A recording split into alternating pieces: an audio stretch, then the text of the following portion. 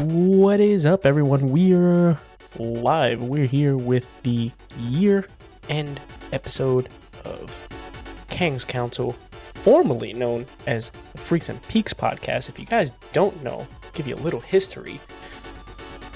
My esteemed co-hosts, Despair, as well as Follow Your Dreams, we were all in our personal Discord and decided, hey, we're some very opinionated, like-minded gamers.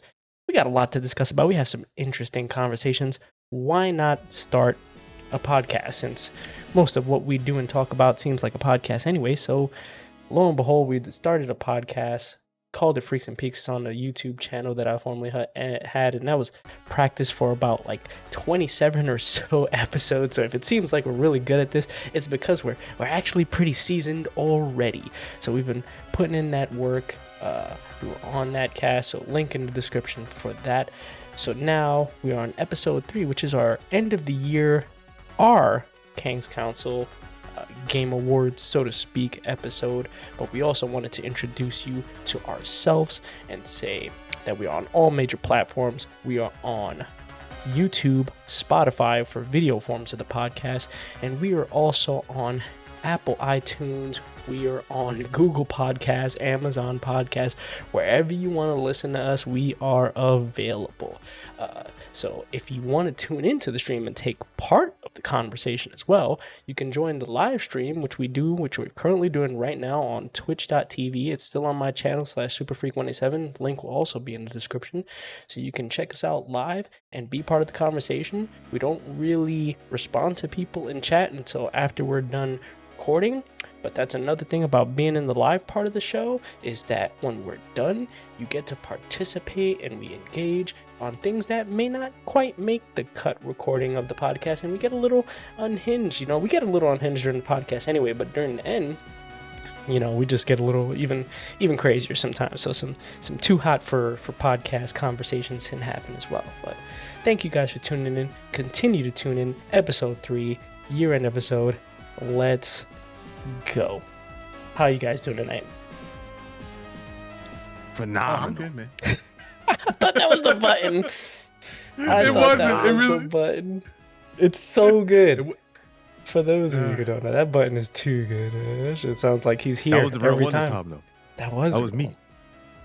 All right, guys. So my esteemed co-hosts, as I mentioned, we got Despair, aka TV Despair, aka TTV Despair, expecting a comeback stream soon. Maybe not after tonight. Who knows? Definitely, maybe. And then we got, of course, the one and only. He's always streaming. He said he'll never stream Street Fighter again, and then he streamed Street Fighter. Follow your dreams. Crazy. Yeah, what's up? What's up, everyone? Yep. And then for those of you who don't know, I am Jeremy Fowler. I'm a performer, actor, all that jazz. But I just kind of stay as Follow Your Dreams here, just to stay united. But yeah, I am a public person. Yeah, man. So yeah, today, what is it? Our personal awards.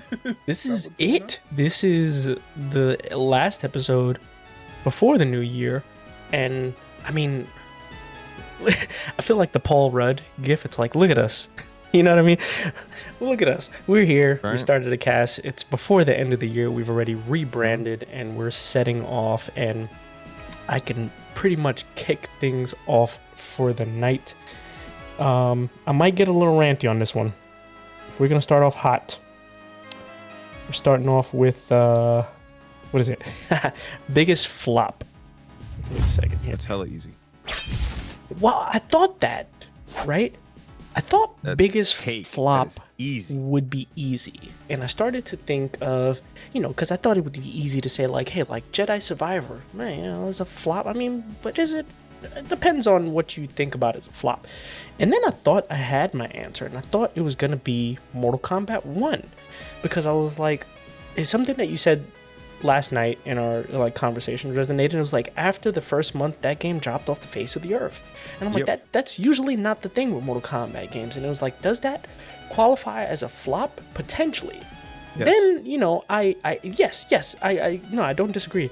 But then I was like, well, you know, let's just check the numbers. And apparently it's on pace to sell as much as MK11 did, which, you know, it is what it is. And then I started thinking about it, and I said, you know what's the biggest flop for me personally? Because I think that's what this is about. This is about our personal choices. We'll each take turns and make that decision. And, you know, then we can always discuss and debate whatever. But personally, for me, might take people for a loop. Party animals. Oh, wow. Party animals to me is the biggest I forgot flop about that game. of this There you go. year. I forgot about it.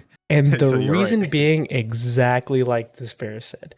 This game had such potential to be the biggest casual normie game that was out there. They released the demo right during the craze of the pandemic gaming, where we needed co-op gaming at its most. Yeah, we had Fall Guys, Among Us, all that shit going Fall on. Guys, Among Us, all of it was going on, and it was peak popularity for this type of game. This was a game that came out where we Yep. could actually fuck up our friends. We could beat them up, actually. You know what I mean? Yeah, that was definitely a It pandemic made game. it better. It was a pandemic game, and they dropped a demo on us, and everyone loved it. And then they literally went radio silent for about 2 years. Said, "Hey, we got an agreement, or we got funding to be able to publish it on other platforms aside from PC." You know what? In retrospect, you guys should have just dropped the game on PC in early access right then and there, and then went about your business, because this game dropped this year, and that's why I say it's the biggest flop. The literal drop in the bucket. We played it 1 week. After that, pretty much dead. When was that first beta? 2020? 2020. Yep. It's been a long That's why. time. That's why it flopped. That's why nobody cared. It took too long. and Man, and yeah, sorry. That's why that's why it's my biggest flop. That's what I settled on. yeah. And no, and just to tag on what you said, like, it's not necessarily a bad game, quote unquote, you know what I mean? But like, I think this is the game that did the most emotional damage to us, because Yeah, absolutely. you know, just because like we were so, you should have seen us like 3 years ago. We were so excited to play this game and blah blah blah. And then and like I felt like the amount of time that we waited, what we got in return, for me it was just like, you guys could have just released the game 3 years ago. Yeah, for real. And Like, it didn't even seem any different. Mhm. Like, Nope. same shit. Dude, I was tweeting Yeah, the it devs is- directly every major event, Party Animals release date, when I drunk tweet a lot too. Everybody was. and I yeah, was everybody talking doing about that. Shout outs. Listen, you guys need to thank me for having that daily missions in COD available to you when you hit pause, because that was my suggestion on a drunk tweet. I could pull it up too. But that's what I mean. Like, they should have released it, just released it in early access. We live in a different age now, where on PC, that's not going to affect your long-term sales ultimately, right? Like, Yeah. I don't people know are going to about play on everyone this else. console, you know? Hey. I don't really know about everyone else, but personally, if you really, it's hard for games like that to survive nowadays. Like, the reason why that should have came out when it initially was supposed to come out is because games like that are the kind of games all the homies got to be on at the same time, right? Everybody got to be down to play. Everybody got to be in the mood. Like, the pandemic is fucking over, right? Nobody's like, we had time. Like, we already knew we were all on every single night, same time every night, right? Because pandemic, was everybody's at time home. now. We was chilling. Yeah, like, bro, we was playing Mario Kart literally every night during the Every pandemic, bro. night, It got to a point where I was like, damn, this might be my favorite game of all time, because we played that game like every night. So like, everyone had time, right? It was always jumping in Discord chat during the pandemic. Everybody was in here every single night. That's the kind of environment a game like that thrives in, right? Not now, where everyone's back to doing their shit. Everyone's back to doing whatever it is that they do. Like, you'd be lucky if you can get everybody to meet up once a week, right? Oh, So like, so unfortunate. I don't know, man. They missed the perfect opportunity. The game is fun. It's a fun ass game. I'm not gonna sit here and shit on the game, but it's just the time passed already. No, yeah, Yeah. and let me be clear, like that's the thing. Like, to me, biggest flop. Maybe I overthought it, but to me, biggest flop wasn't necessarily like the quality of the game, which is why I was Yeah. kind of going in the direction of It's just- Jedi it's just Survivor. I was like, it's not the how little quality. we It's actually just cared like, about it. yeah, it's just like the game dropped and they just fucking fumbled. The devs fumbled so hard that Yeah, and It you know just what? flopped, I you just know? realized, when Fall Guys came out, Fall Guys Twitter was active. They were always talking about, oh, check out this new thing. Nuts. Tim the Tap Check Man out this. thing was Check out, yeah. crazy. Check out this new event. Check out this new skin. Check out this new stuff in the battle pass. Check out this whatever new stages, whatever. Then season 2 dropped, whatever, right? Party Animals came out. I haven't heard shit. I No haven't social seen media anything. manager, nothing. Like no promotion, no nothing. Like it's nowhere. No one even cares about that game. Even Among Us was all over the place. Like I don't know, man. I might be able to refund this game in Steam. I might have under 2 hours. Bro, I refunded it already. The fuck? I might have to Like, it might have been too long, but I'm straight. yeah. Like, I'm good on that. Well, Only that's because my biggest flop. like, yeah, like I can get behind that. Yeah. That personally was one of the games on my list. Well, because I was trying to debate in my head, like, you know, which games definitely affected me, and Party Animals was definitely one of those things. But I think it was just the most emotional damage to me because we were so invested in it, and I just felt like I would have got the same enjoyment 3 years ago. So you basically cucked me for 3 years. You know what I mean? And maybe like, you know, there was like technical reasons or legal reasons, blah blah blah, that they can't talk about, or some sort of drama, or I don't know what it was, but. I mean, the outside perspective, we don't really care, right? Like, it's just like, man, what a missed opportunity because we were ready to play with our friends. It's not a bad game by all means. Like, if you have a group of people who are excited about the game, please, by all means, keep playing the game. Like, it's, you know, but I just feel like the ship has sailed for me and for us.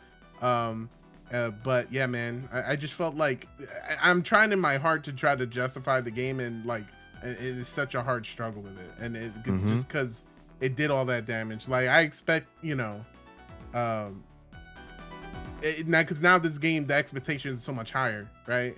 And it doesn't quite meet that for the amount of time that it like waited. You know what I mean? When you ghost like, for 3 years and you come back, you should be ready to fucking blow that shit out the water. Like, Yeah, right.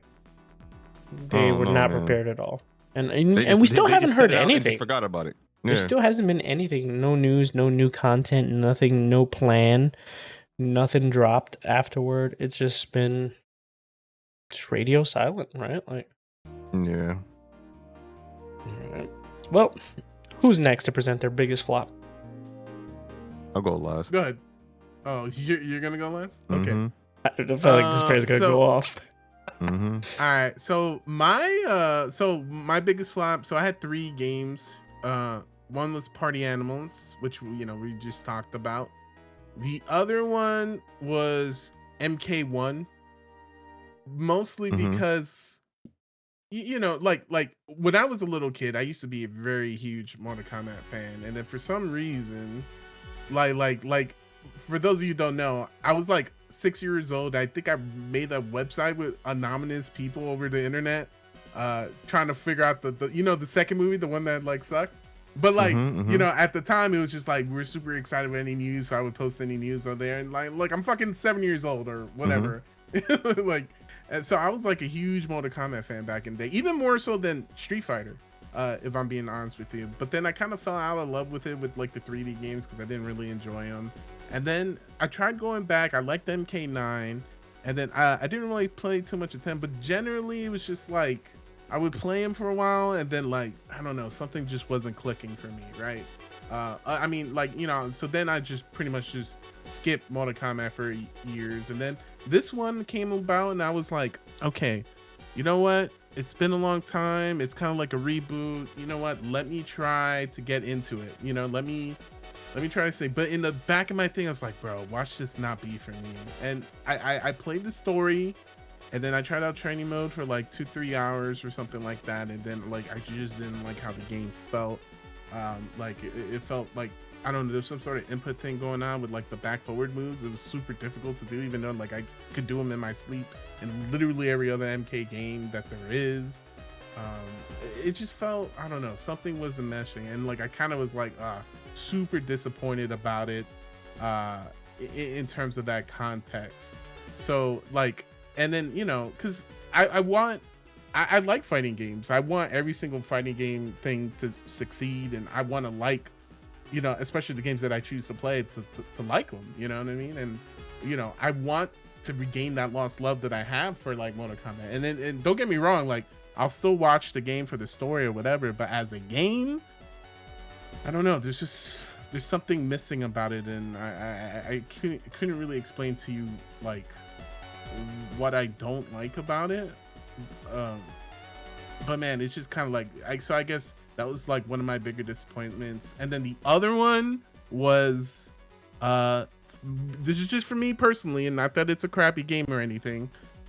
Zelda Tears of the Kingdom for me, because I guess I was super excited to, well, I was just excited to play like a good Zelda game, and I played all the older Zelda games, and I really like the older style of Zelda gameplay, but you know, a lot of people were really enjoyed like the new style of Zelda gameplay, but like there's just a lot of grievances and like quality of life stuff that just really bugs me about the game. The physics is garbage.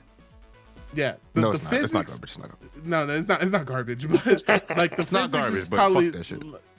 is probably one of the best, best things about that game. But like there's just like, I just feel like everything's just such a pain in the ass to use, and I kind of miss the old school dungeons, and like I don't know, like I don't play Zelda to like invent shit, like so maybe it's just like, it's just not necessarily my cup of tea. So for me, it's just like it felt like more of the same, because I tried the other Zelda too, and I was just like this isn't my cup of tea. Let me see. But I thought maybe Tears of the Kingdom would be improvement on that, and it is, but like just not. What was the last Zelda game you played before that?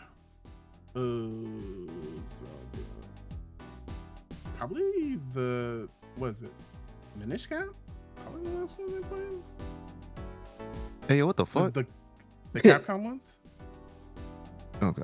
Yeah. Minish Cap? Yeah. Well, let's see. I played the GameCube ones. I skipped the Wii ones because I didn't have a Wii, so I didn't do Twilight Princess. Twilight Princess was GameCube too. Yeah. I definitely. Oh, was it? So you didn't play Twilight Princess and the Skyward Sword, basically. Yeah. I definitely don't argue with I people didn't play who those. are not into the Breath of the Wild, because it is definitely like a drastic change of the Legend of Zelda franchise, right? Like I'll add on to that. The thing about that Yeah. for me, y'all know I've had a history of shitting on this crap, because Zelda's one of my top 3 franchises Yeah. of all time. Like it's my I can see that. will never not love Zelda despite what direction it goes in. Like I like Breath of the Wild. Like I can't hate it, right? I can't hate Tears of the Kingdom, but I don't want it. You know what I mean? Like that's not what I particularly want from Zelda games. I don't want. I mean, to be fair though, I can't say that, because when it's done right, it's fine. I do like, I do appreciate what they've done. Playing right? through Like, Breath of the Wild the first time was great, right? But then in hindsight, I was like, damn. Then I went back and I played like Skyward Sword, and I was like, wow, that game was ridiculous for what it was on the Wii. Like that's the most underrated Zelda game of all time, because it came out like the end of the Wii life cycle, right? Nobody wanted to play with the motion controls or whatever. That's like the most underrated Zelda game of all time. So having played Breath of the Wild and going back to play that, it was like, damn, like look at how creative these dungeons are. Look at all the life in this game. Like you can tell, like when games go open world and stuff, like I feel like they kind of leave certain aspects behind. Like they want things to be more open and like what's the word? They want things to be more open. They want like, the game to feel more outside like of the immersive, box, I guess, right? Like you're in this world or whatever, which is fine, but you can do that with and still have traditional Zelda stuff in it.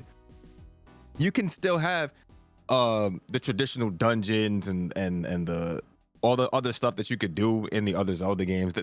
You know what the biggest issue for me with the new Zelda games are, it's with games in general nowadays, is I miss old melodies in video game music. Oh, the music. Ocarina of Time.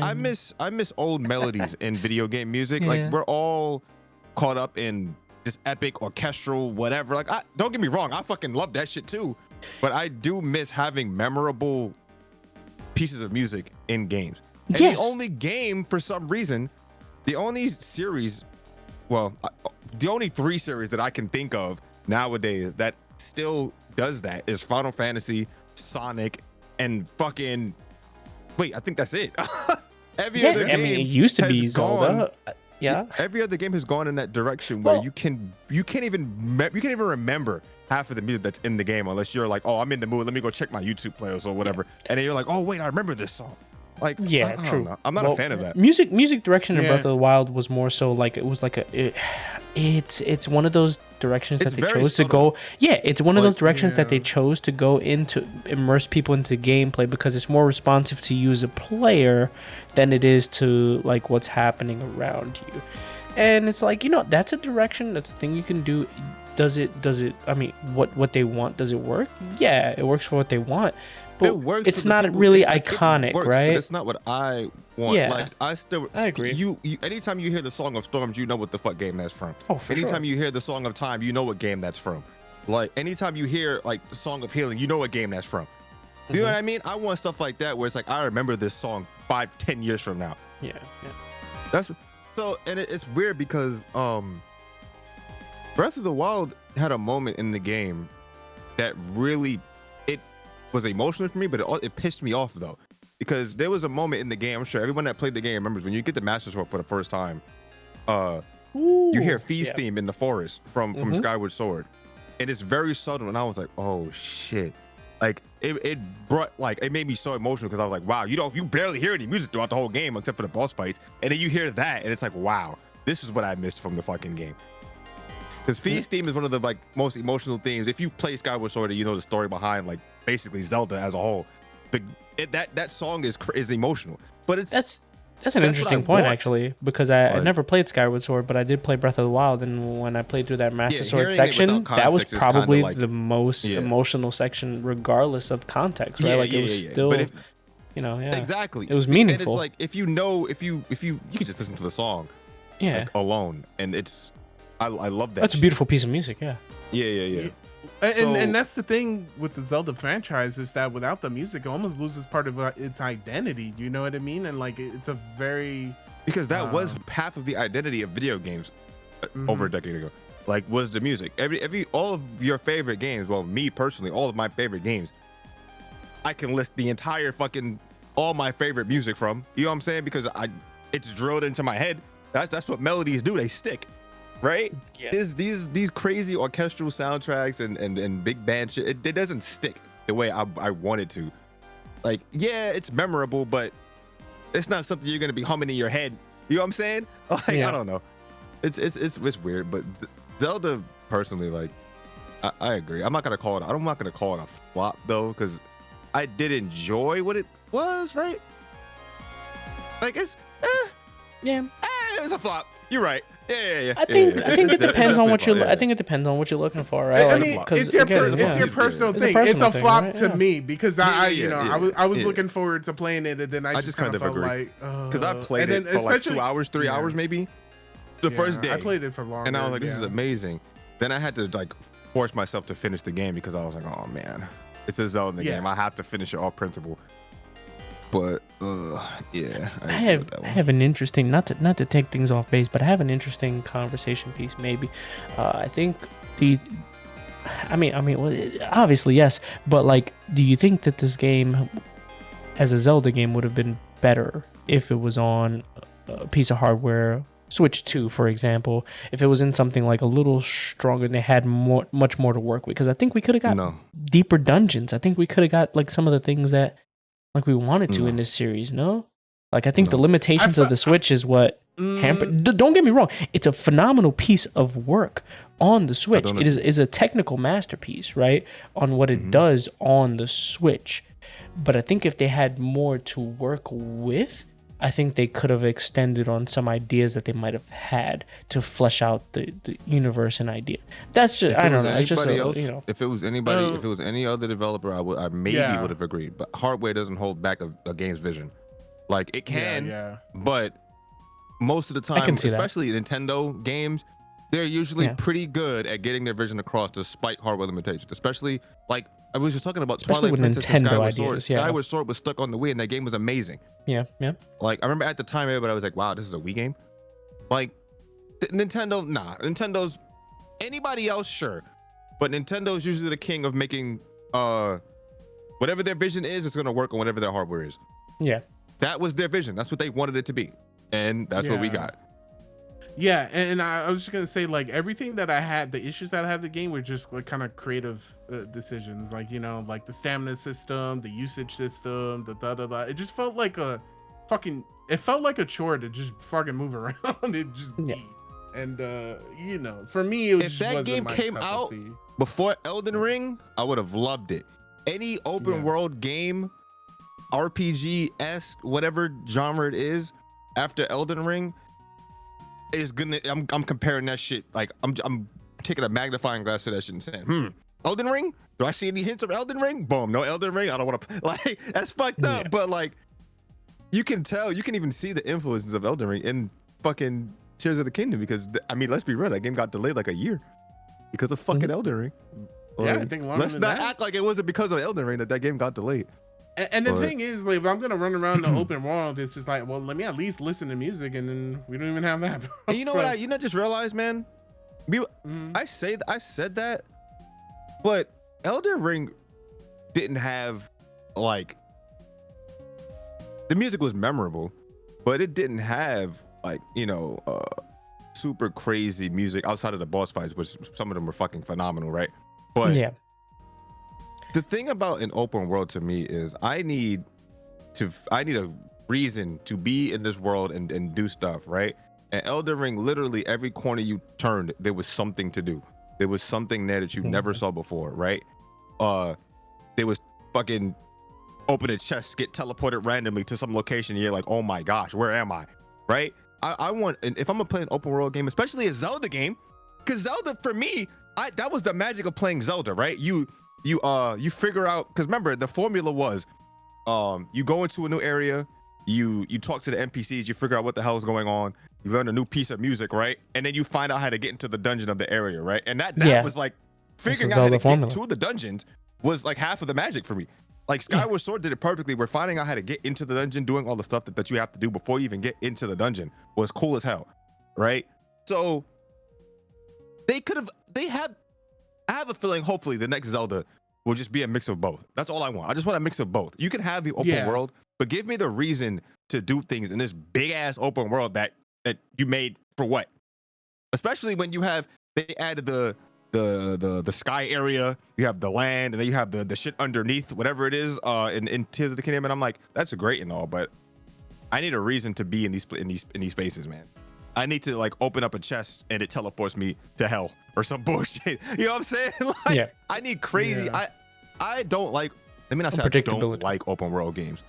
I'm not the biggest fan of open world games because I don't have patience to travel from point A to point B and there be absolutely nothing to do on the way. You know what I mean? Like, get formulaic. That's boring. Yeah. I need something to do. I have ADD like a motherfucker. So when Elden Ring came out and the game started and you literally see everything and my mind was like, wait a minute, what the fuck? Where the fuck do I go? I go to the left, there's something over there. I go to the right, there's something over there, right? I walk forward, there's a big ass boss waiting for you, literally right in front of you. Like, why can't I have that? Why can't Zelda just be that? They already have super bosses and all that crazy shit in the game, but they're very few and far between. But why can't we just have more of that? Mhm. Hopefully, man. Hopefully, because they did say something about the next Zelda game. I forgot what he said specifically, but he said he wanted to take. That these were like a 2-part deal, and then the next thing would be something completely. Yeah, it's gonna be something I hope different. We'll so. see. Yeah, we'll see. Because you got to think about it, right? Nintendo's pretty good at. They make the same games, but the differences between them are usually pretty substantial to call it like a new thing on its own. Like, you know what I mean? So they're usually good at taking risks. This was a risk for them. It worked. It definitely worked for them, right? Yeah. It just wasn't for Yeah. me The difference personally. between this And Zelda you, and the last Zelda is so vast, and the same thing with Mario Odyssey to what was it, Mhm. Mario Galaxy, right? Like it's like yeah. you know they really But do a there's good only job. so much of, you can do with a platformer. Yeah, So for that's sure, kind of different. for Yeah. sure. Switch 2 is about to blow things off the chain, hopefully, but we'll see. That's how why it I'm goes. wondering what Metroid Prime 4 is going to be like. You know that Zelda movie is gonna probably have a big deal to what happens with the next. It's game. probably going to have a huge influence on the games moving forward. Yeah. Yeah, True. so- Actually, who knows, right? You never know, because we don't really see what kind of impact this Mario movie is going to have on the next 3D Mario game, right? All we've seen is that they're pushing Peach more. You know what I mean? They're doing a lot of I don't know. It just I don't really think that Well, know. we haven't We'll we see. haven't seen the effect just yet. Yeah, You we'll have see. to wait Yeah, for the yeah. next Mario game. Yeah, I'm because sure we'll Wonder see. was already in the works before that movie. They got to make came Peach out. playable. No, I'm talking about like them just pushing. Because Yeah, yeah. I mean, let's be real. Wonder is not. Wonder doesn't count. You know what I mean? I mean, Wonder is well- great. It's an excellent game, but when they make 2D Mario games, they're not really held up against like their big 3D Mario the games. the 2D Mario is more, it follows more of the status quo formula, whereas Yeah. the 3D is more of the Their generational 3D change, games are right? they're big budget. Like, let's put this out. This is a system seller game. Like, don't get me wrong, Mario Wonder is a system No, Mario seller, Wonder's but fucking fantastic. I they love launch. Notice we haven't gotten a 3D Mario since the Switch launched. since Odyssey. You know what yeah. I'm saying? So yeah, Next one is for Switch too. like, yeah. So I don't know. I think it's weird because every console that they've made, we've only gotten one big Mario game. I think the Wii I mean, was that's the only usually one where how we got it two. is. Yeah, so that goes to show you like how important 3D Mario games are for them. So we'll see. Yeah, knows? yeah. So we'll see what happens. But was Zelda your biggest flop, or what was your Hell biggest no. flop? I want to know this person's biggest fly. I wanna, go I off, have a King. couple. I have a Yours. few though, so I'm not. Well, Well, go I, for the one I that couldn't really say grins. one. I couldn't say one because they're all equally bullshit. give your honorable Starfield mentions. is number one. Starfield Okay. is number one. Biggest flop. I shouldn't even have to talk about why Starfield is the biggest flop. We've talked about it a billion times. Yeah. Starfield, as if you pick apart each individual aspect of the game, you could probably make a good game, right? But the way they brought it together was terrible. Like, I'm not trying to fucking play a sci-fi fucking fast travel menu simulator in 2023 when we have games like Mass Effect. Fucking, we got RPGs like Star Ocean. We got fucking all these other types of games that I could just go get my sci-fi RPG fix from. And it really pains me to talk about that game because I feel like I'm just shitting on it, but I am just shitting on it because the game fucking sucks. I don't care what anybody says. That game sucks. It's not a, you know how you can say a game sucks, but it's not a bad game. It's just, why didn't you do more? Why didn't you do what you can't look at like No Man's Sky, the current state No Man's Sky is in, and say Starfield is great. And I don't even like No Man's Sky like that, right? But I could appreciate what it did as opposed to what Starfield does, right? But I don't want to shit on Starfield. They're all fucking. I mean, we do have a biggest disappointment category, which is separate. Yeah. Oh, that probably counts more as a disappointment than a flop because I Yeah. couldn't even finish Starfield, so I'm not even gonna call it a flop. I played it and I couldn't tolerate it anymore. Yeah. Biggest flop. This is disappointment and flop. Wild Hearts was my biggest disappointment of this fucking year, Ooh. mainly because I'm a huge Monster Hunter fan. That game looked phenomenal. They had a crazy ass chance to compete with Monster Hunter because everybody was talking about that game. Every Monster Hunter fan was talking about that game, right?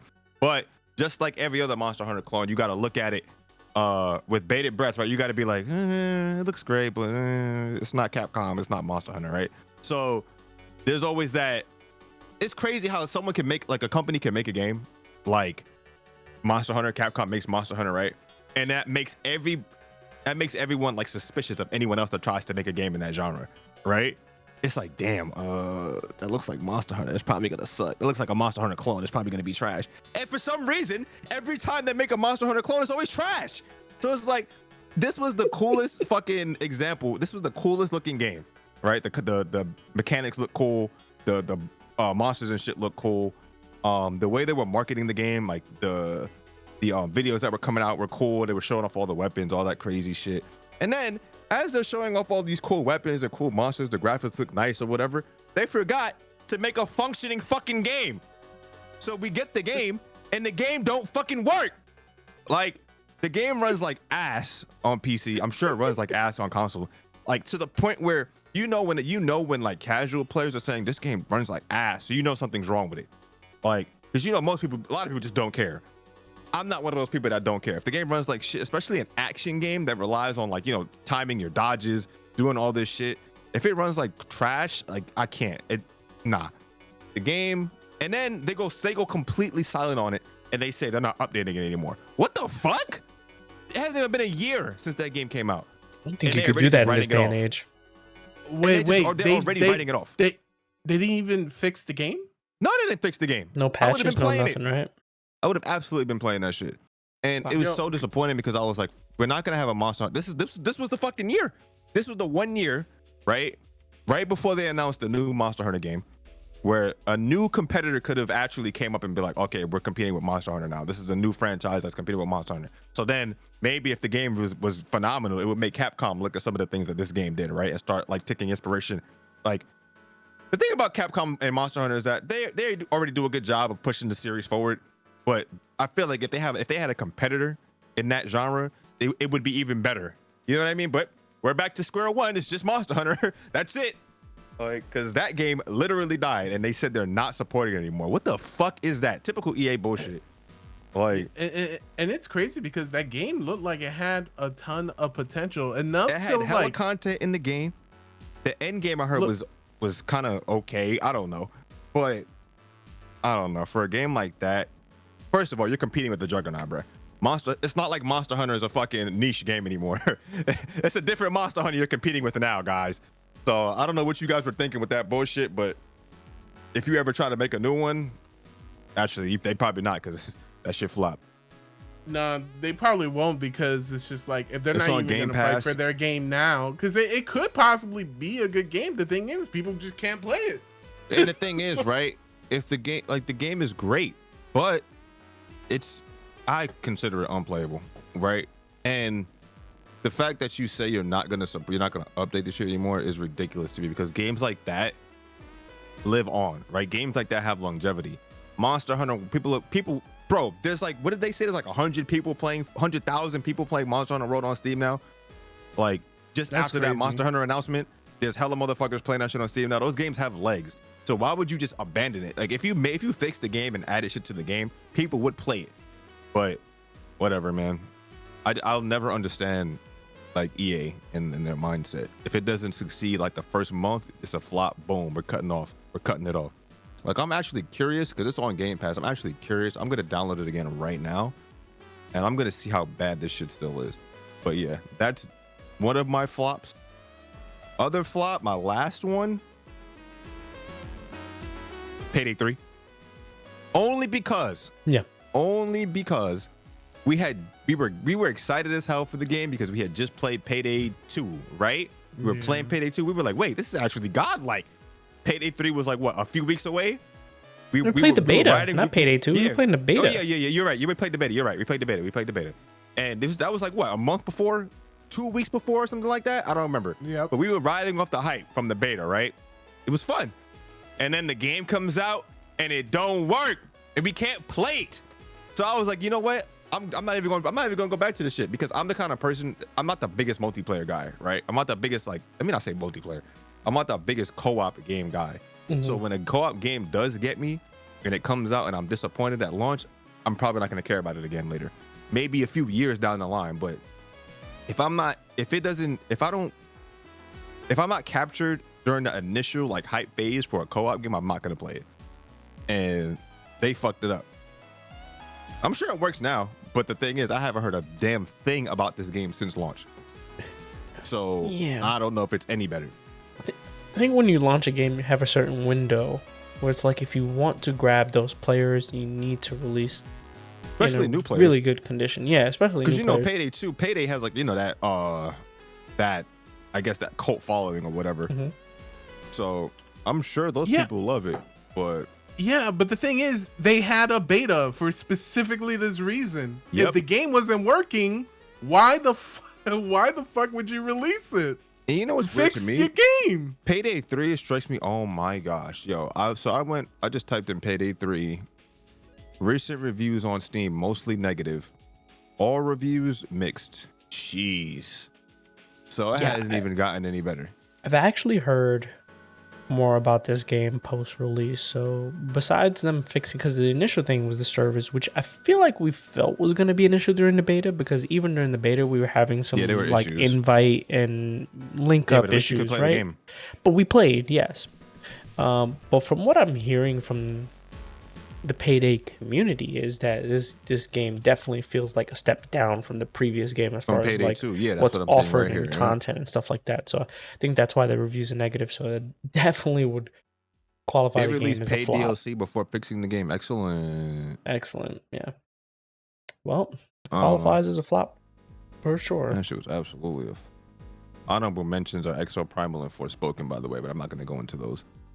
Oh, same issue though with those, right? Yeah, Like, pretty much. Pretty much. Well, Forspoken a little different, but that could also qualify as biggest disappointment.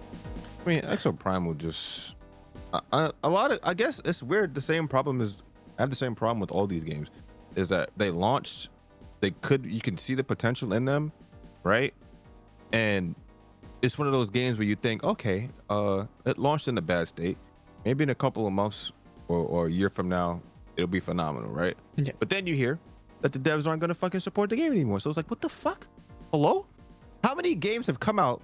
Think about Cyberpunk, right? This is the biggest example. How many games have come out that have been quote unquote shit at launch, but then got fixed over the years and are now like amazing games? Yeah. Come on, man. So why would you just cut a game off? Well, Let's just cut our losses, guys, and see ya. Move on to the next game.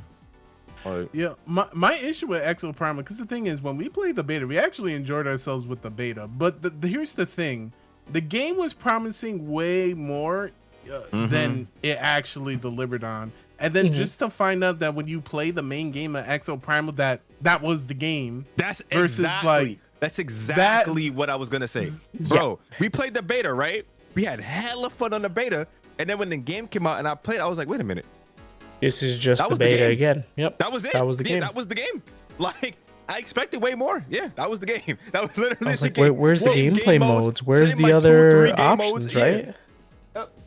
Well, I mean, there was supposed to be a whole bunch of way different variety of missions. Like, there's supposed to be an intricate story mode, but apparently, the story mode is kind of buried within just how many matches you do, and it's kind of like, weird and this and that, and weird, like, man. Like there's a lot of issues. Just like, well, if you weren't gonna give us that game, you should have just said that the game was this, and I wouldn't have been so mad. And we probably would have been playing it because we would be like, all right, well then it is what it is. But the thing is, if you promise people like a whole fucking shit, you know, but like I'm expecting way more, and then you deliver like none of those things, then it's like, you know, then I'm like, man, you know, because the thing is, it needed to deliver on that, and I'll tell you why. Because every time I think, oh, they canceled the fucking Dino Crisis remake, and they canceled it for this game, right? Yeah. So every time, so like that game had to deliver, and it didn't. Just based on that, had a bad taste. Yeah, he already had a bad taste in the mouth because of that. Because of that fuck. Yep. Yeah.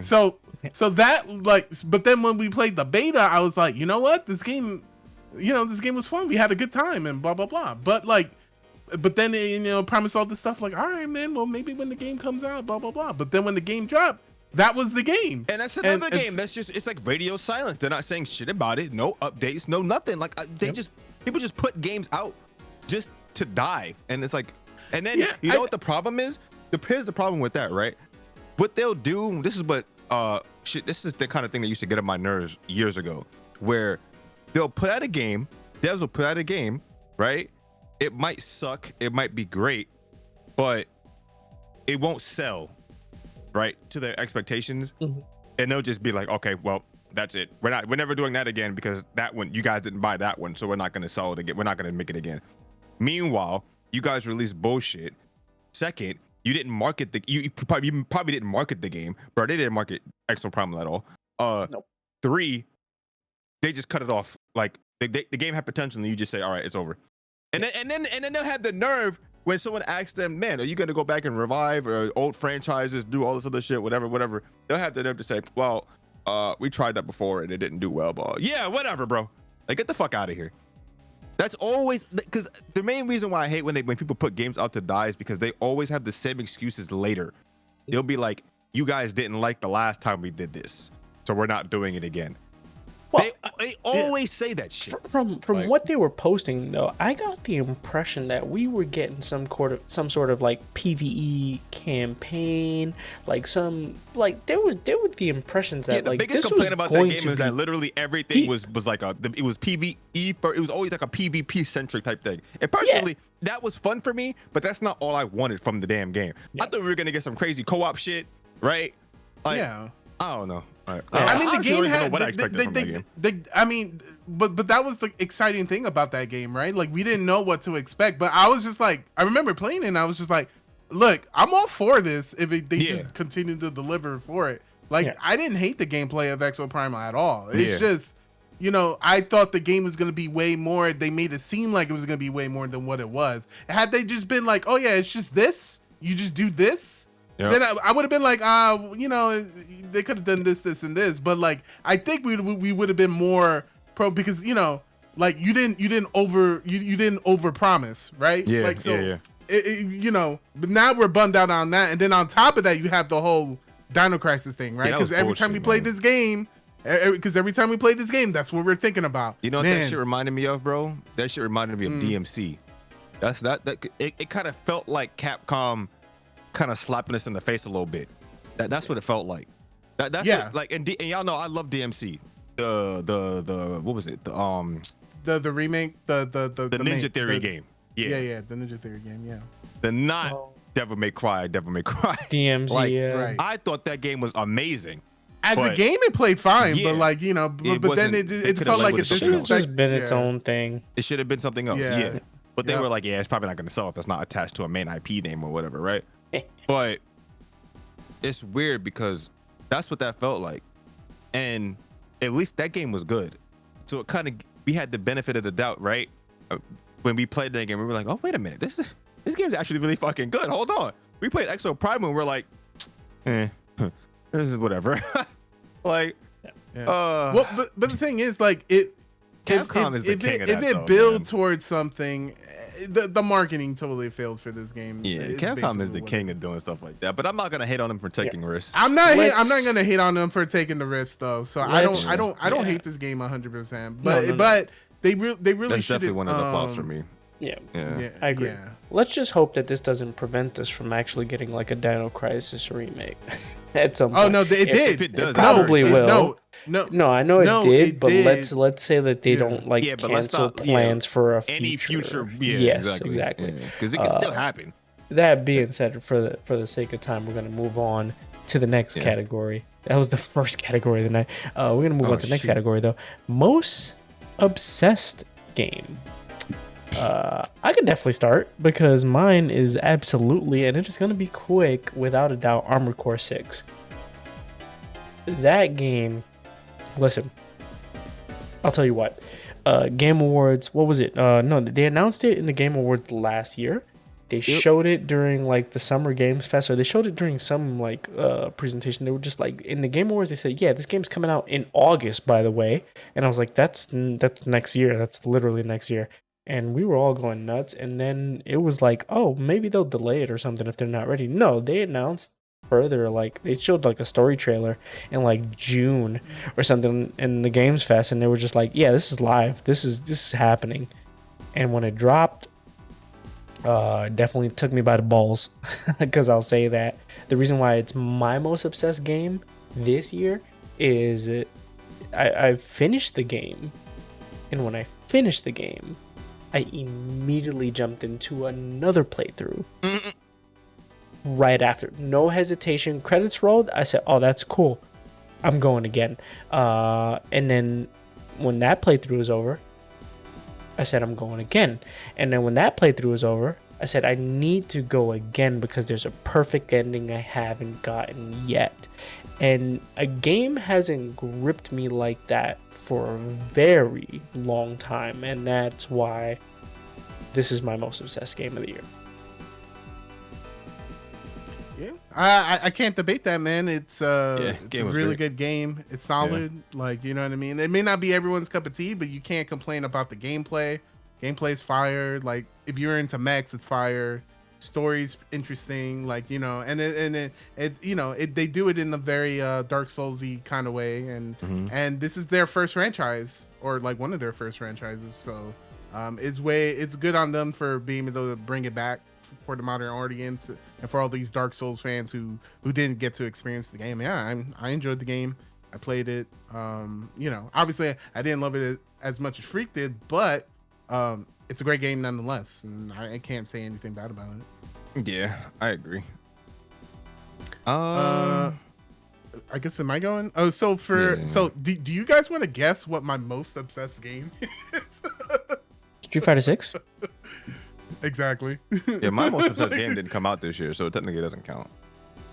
My most obsessed game has been out for fucking 10 years. You so. know? Yeah, true. I already know what you're gonna say. So I'm not gonna sugarcoat it. Like, there's no other game that I've obsessed about this year outside of FF14 because it took up 5 months of my fucking year, and like I can't fucking just be like, nah, it's not. Let me ignore it just for the sake of whatever game came out this year. I can't do that. Like, yeah. I completed a fucking Ultimate that came out this year, and it was the best experience and worst. It's definitely the best and worst experience I've had in any game for the past my life. So I'm definitely gonna give it its dues. FF14, absolutely. That's it. I'm not even gonna go in there. I'm not even gonna go into it anymore. That's it. Well, So for me, Street Fighter, yeah. well, Street Fighter 6 is the game I watch continually every day. I play it like every other day. It's just, it's just a good fighting game. It's such a love-hate relationship. There are days where like I get my ass beat so bad that I'm looking in the mirror, I'm just rethinking life, rethinking my life decisions, and then I'm like, I'm never playing this game ever again. And then 5 minutes later, I'll play the game again. I mean, it's the game I played the most this year. I probably have like, I don't know, 400 hours, 500 hours, probably, I don't know. I don't even want to look at it. And it's not my game of the year, but it's definitely number 2 or 3, like for sure. And it's just the fact that I'm a huge Capcom fan. I'm a huge fan of Capcom games, Capcom fighting games specifically. It's just a return to form, and this version of the game, I know people have their grievances with the game now, whatever, but it is one of the better games that came out in terms of a vanilla game and what they offer in comparison to what they've done in the past. So for all those reasons, and for the Battle Hub just being amazing drama and chef's kiss, Street Fighter 6 is my most obsessed game. Is something that's definitely like in my top 3. Absolutely. Yeah, but that's just like the nature of fighting games, right? Especially when they're fucking good. Like when a fighting game comes out and it's good, sheesh. That's why I honestly don't even want to play Tekken. Obviously I'm going to, but I don't want to. You're going to no one. Like, thank God that shit didn't come out this year.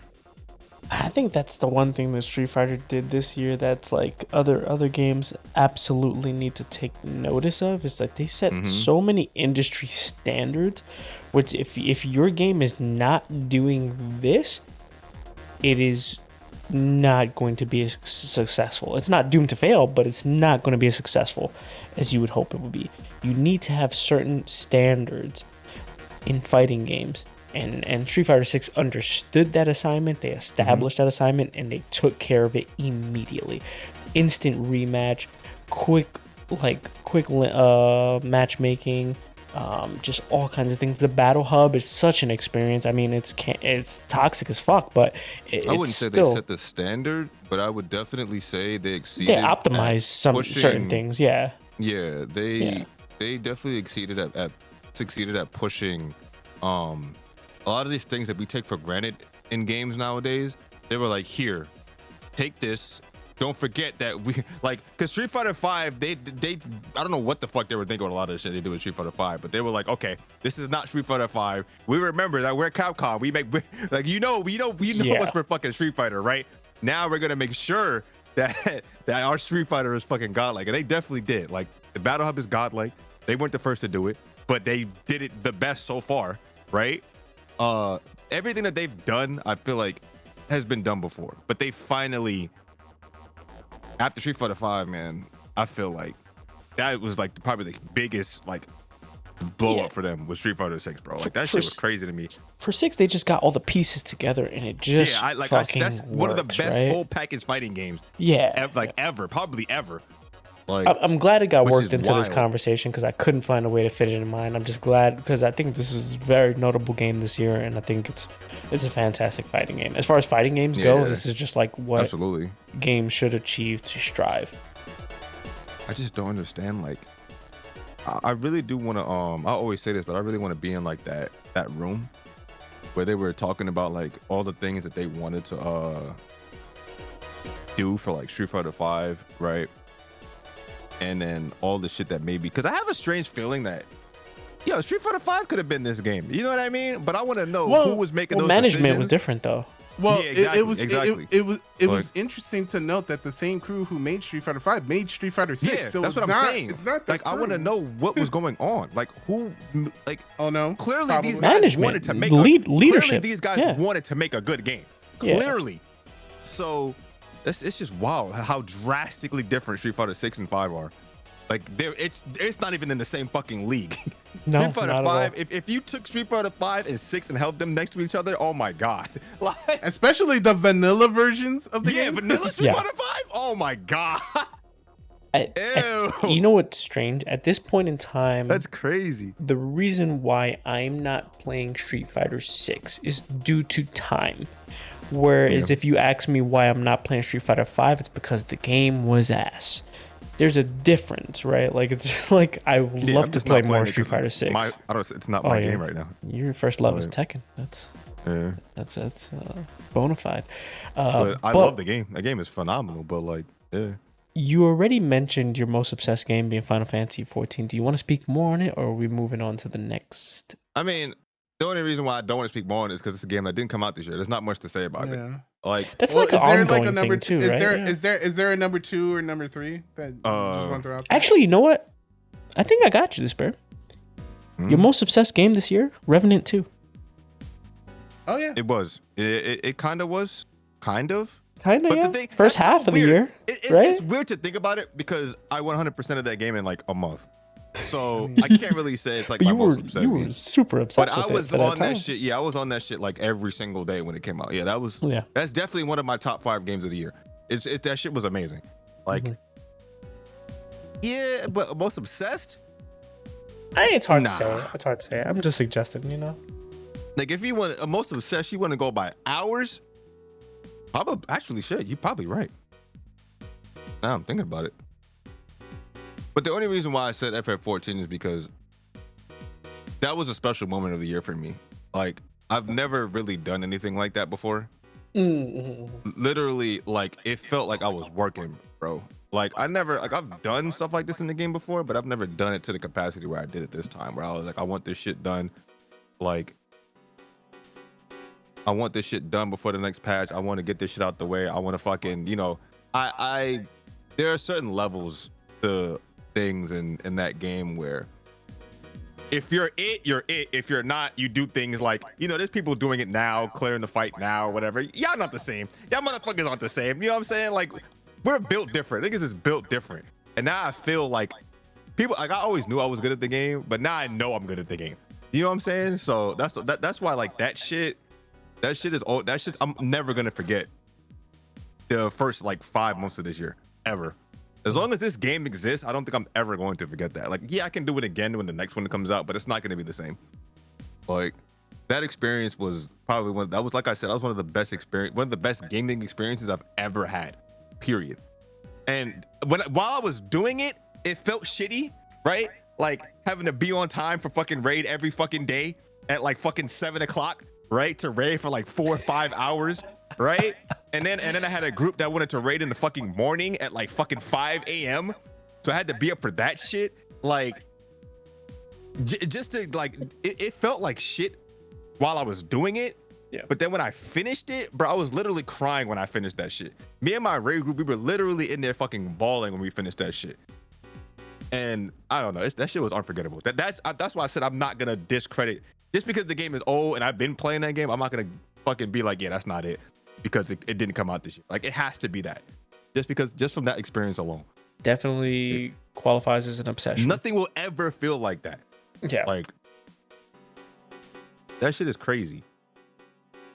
But yeah, we also lived that it, because yeah. we were in the Discord with you, and you're just like, all right, hold on, I gotta go do this shit.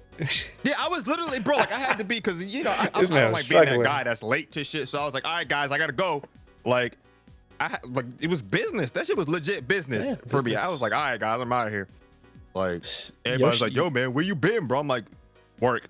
Like, basically, shit. People don't understand. Yoshi P been standing on business for the last like what 4 or 5 years, bro. Right. All right. And people don't understand the amount of work that goes into stuff like that, which is why, like, I get people don't play the game, so they never will understand. But people don't understand the amount of work and effort that goes into that kind of shit. Yeah. So when it's finally done, and you look back, it's like, yeah, I did that. That shit is it's crazy. Like, I don't know, man. I don't think anything will ever feel like that, unless something else comes. Unless the next one comes out and it's literally the hardest shit ever fucking conceived on planet Earth, right? Which it very well might be, but if that's not the case, it won't feel the same.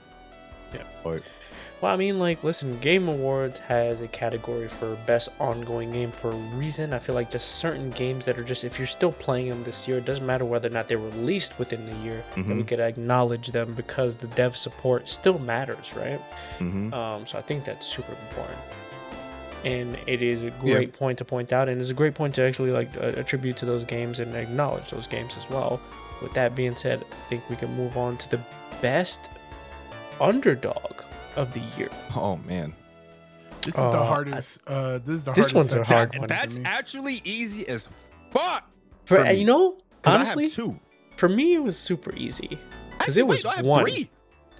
But this All right, then you guys go it's first. not really an You guys go underdog. first. Well, okay, so I'm gonna start off by saying this is the least underdog game because we all know Hi-Fi Rush is good, right? It's just not, for some reason, nobody cares, right? I'll admit, nobody really cared about the game. People still don't care about the game, which is unfortunate because the game is amazing. That's an underdog right there, right? Just I that agree. explanation alone is literally an underdog. Nobody cares about the game. Nobody even knew what the fuck it was at the Game Awards. I was on Twitter. People were like, what the fuck is that game? I was like, y'all are fucking crazy, I bro. still have to The play game was it, amazing. and I know it's right. good. The second one for me is actually Talos Principle. Talos Principle 2. Oh, tell us. I don't understand how I'd never played those games. I don't understand how I'd never played those games before because I'm a huge fan of like puzzles and shit, and I'm ADD as fuck. So I need brain stimulation all the time, and that is the perfect game, right? Because you do a puzzle. It's like I don't know if you've ever played the game or seen it, but it's literally just you go through the world and you're just doing puzzle after puzzle after puzzle over and over and over and over. It's like Portal. It's basically like Portal, right? You're just solving puzzles to get to the next area and shit like that. And to me, you want to talk about addiction, bro? I beat that first game in like 2 hours. I was just, bro. I was like, all right, I need to finish the first game so I can play the second game. I went into this first game and just do. I was doing everything. And then I played the second game and I was like, wow, this shit is amazing. How have I never played these games before? Talos Principle came out fucking like it took 10 years ago or some shit. Yeah, it was definitely like 10 years ago. There's Like, a big gap between the first and second game, yeah. last one, Bomb Rush Cyberpunk, bro. That game was phenomenal. And it was one of those games that hit right when it needed to, right? Yeah. It was very weird that a company we never heard of can make a better game, can make a better Sega game than Sega, right? Because I have a feeling, I'm not gonna say it now. Actually, I'm gonna say it now. I have a feeling Jet Set Radio might not be as good as that game. Hopefully they take notes, right? Because obviously Jet Set Radio came first. They're the reason why that game exists in the first place. Jet Set Radio is the reason why Bomb Rush Cyberpunk exists in the first place, right? So hopefully Capcom is taking notes and saying, okay, they really do like what they really do like Sega. I said Capcom. Yeah. Shut up. Sega, right? Hopefully they're taking notes. And look, Capcom was on the brain. Like hopefully they're taking notes. And with this new Jet Set Radio, it knocks it out of the park. They got the old devs back. They got the old composers back. Like hopefully that game is good because that shit to me, there are very few games, or it's not really a reboot, right? But it's basically a successor, spiritual successor to Jet Set Radio, right? And Jet Set Radio was like that game was super special to me as a kid. And to make a game that kind of when I turned it on, it literally recreated that feeling I had when I was a kid. And a lot of games can't do that. A lot of reboots can't do that. A lot of reboots will they'll be good, but they'll lack like that soul that they had back in the day. I think the only games that have only reboots and remakes that have been able to capture that have been the Resident Evil games, the Resident Evil remakes, right? Except for maybe 3, but whatever. Those are the only remakes and reboots that I really felt like, okay, this still feels like how it felt back in the day. You know what I mean? Yeah. Obviously, it's different camera angles, whatever the fuck you want to complain about, but it still feels like a classic Resident Evil game, and that's what Bomber's Type of Fun was for me. So, and I know it's technically an indie game, right? But I don't know. You don't need a big AAA dev to make a game like that. Hopefully Sega realizes that and they just put effort into it. And that's pretty much it. All 3 amazing games, all 3 on my list. Yeah. And actually, I think hold they on. definitely... Wait, I have one more, but I don't want to talk about it yet because I didn't finish it yet. But shout outs to Freak for gifting me a very amazing surprise Christmas gift. Love is all around. I actually fuck with this game. I'm not gonna lie. So when I finish it, that might actually be the #1 underdog game of the year because I fuck with that game. Sorry. I don't like playing soundboard clips during the podcast. But when Freak gifts a game, sometimes may be good, sometimes may be shit. You just don't know. Like, bro, listen, I never even heard of this game. And then you gifted it to me randomly, and I looked at it, I was like, wait a minute, this shit's right up my alley. It was on the Steam Awards. It was on the Steam Awards list. Which is crazy. And I was like, you know what, this game kind of looks crazy. I was like, let me gift it to people so they could play it first, and then I'll play it. Like, damn, bro. Yeah, that's it for me. I'm not gonna lie to you, Despair. I've been playing the game. Hey, look, shit. Hey, I think the game looks great. I know people are not into that kind of shit. Game. That's fine, but look, I think. Look, listen. I think there's a lot of people who are afraid to play dating sims because of the genre of game that they are, right? Like dating sims are actually really serious conversational pieces, and you guys could actually learn some social experiences to them if you. Yeah, and it's funny. The people that think it's weird are the ones that lack that experience, which is very weird to me. Very ironic to me. Like, interesting. I have no shame in playing any of these types of interesting correlation, games. I'm sure. Because I know I could personally go outside and talk to a girl. Like, I don't have a problem doing that. But for some reason, there's like this shame around playing shit like this. And I'm like, if it looks entertaining, if it's entertaining and it's fun to play, who the fuck cares? Like, dude, there's an indie game that I actually had super fun playing. That was it's like, listen, it's not great, but it's like John Cena's, what the fuck is it called? What? John Cena's something. I forget what it's called. I have it saved on my fucking PC. It is one of the best indie games that I've played, and it's basically a dating sim with John Cena. And I think those games are hilarious and they're just super fun. Yeah, I fuck with them. There's a certain limit, but yeah, I definitely fuck with them. Highly recommend. You want to go? If you're not a bitch, definitely go, because biggest underdog for me, I'll tell you right now, this game struck me. I don't know. I was watching somebody, one of my esteemed co-hosts, play this, and I thought to myself, I said, "Damn, I need to play this as well." Sea of Stars, probably my biggest underdog game of the year, which is strange because it's from the same developers as The Messenger, which if you ever played The Messenger, you understand like your favorite game, why that game is just so important to modern, whether it be indie devs or just devs in general, because it's probably one of the most underrated games on the Switch.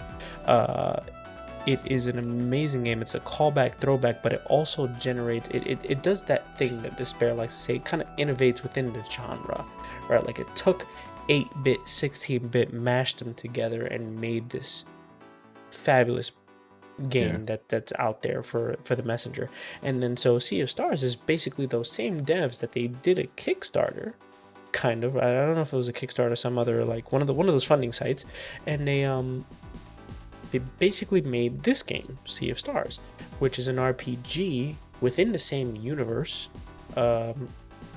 And man, it is a throwback to old RPGs, and I've never been an old RPG fan, but this is why this is the biggest underdog for me, is because it just kind of gripped me in that manner. I think my tastes have changed as I've gotten older, and this is a throwback to old RPGs, but it also makes things new. It introduces new mechanics. Yeah, it's just a game. It's just a good game, but it also, like, it throws new things in there. It's like there's like a lot of these timing aspects, a lot of these things that, even though like it's like a turn-based RPG, it's things that you need to stay active and vigilant towards while you're playing it, that makes it super engaging. And also the story is just super great. Yeah, I mean, I've never played Chrono Trigger, so if this is definitely like an evolution of that, that's great. The only reason I brought that up is because it's funny you said that, like, you never really liked RPGs or whatever, but I'm like, clearly there's some that I haven't played, because like you did, you just didn't know. Yeah, true. Like, but yeah, you know, this game, like, there's actually a report that just dropped literally the other day where the Chrono Trigger devs were asked, like, hey man, are you guys ever gonna make a sequel? I was like, we're probably not gonna make a sequel because there's this game called Sea and Stars. You should definitely play that fucking game. Fantastic, actually. Wow. So actually, that's high praise. For those of you who don't know what Chrono Trigger is, if you say you like RPGs and have not played Chrono Trigger, I'm not taking any of your opinions into account, because Chrono Trigger is probably one of the top 3 RPGs ever made, period. like it's that, you know, instrumental and influential in terms of RPG-ness. So like, for a game to even like emulate it and then even be just as good as it and have all that effect, is like, highly recommend you check out Sea of Stars if you haven't already. This was also on my list as one of the games. I had trouble making up my mind, but Sea of Stars was definitely, like, I played a lot of RPGs this year, but I can't just play any RPGs nowadays when I'm older. Now it's like, if something doesn't gravitate me, if I'm not pulled, if I'm not like motivated to get to the end, I'll play the game like 80% and then I'll be like, I'm good. So this game, and by the way, I'm not like a completionist by any, I'm not a completionist by any standard, but you know, this game made me invested in his story. It made me invested in its characters. It made me invested in his gameplay, and I wanted to get, you know, because there's multiple endings in this game, so I wanted to get all the other endings. And so in order to do that, you had to do, like, you know, other side stuff in the game that you normally wouldn't, you know, do if you were just playing the game normally. So yeah, it has incredible sprite work. The music is legendary. Incredible work. Yeah, it's just crazy. The bosses are engaging. They all have like a little gimmick. The characters are great. And the thing is, it's not this over convoluted story that you normally get in RPGs. It's very simple, actually. It's a very simple story, but like, if a simple story is told well, I'm with it. And that's what Sea and Star delivers on all fronts, from art, from music, to story, to characters. And it's not 100 hours. It's probably like a 20-30 hour game. It's a 30-hour game if you want to get the, what is it, the true ending? Right. But so, you know, but you know, like, that's, for me, like, that's good enough. That's a good RPG for me. So yeah, man, so this game was definitely one of the greater experiences that I had. That's debatable. Freak, did you Sorry. I was just saying, like, the length of RPGs. It's debatable, right? Because like, that game did what it needed to do in the amount of time that it did, right? Yeah. Exactly. Like, if that game was any longer, meh. If that game was any shorter, meh. But it was like perfect for what it needed to do. And agreed. I feel like a lot of games don't consider that, right? Yeah, they don't really consider Like sometimes it's like, yeah, let's just fucking bloat our game with bullshit just for the sake of it, right? You can And then always there are feel other when a games that game don't do enough. drags. Oh. Yeah, exactly. So that was like one of the best things about that game for me was I can barely finish games nowadays. I don't know what it is. Like, it's partially FF14, but like my attention span is so fucked lately that I'll play a game for like an hour and be like, wow, this is the best game I've ever fucking played, and then not play it for like 6 months. And that game, I literally turned it on. I played it on PC and I was like, all right, this game is actually pretty fucking good, right? So I was like, you know what?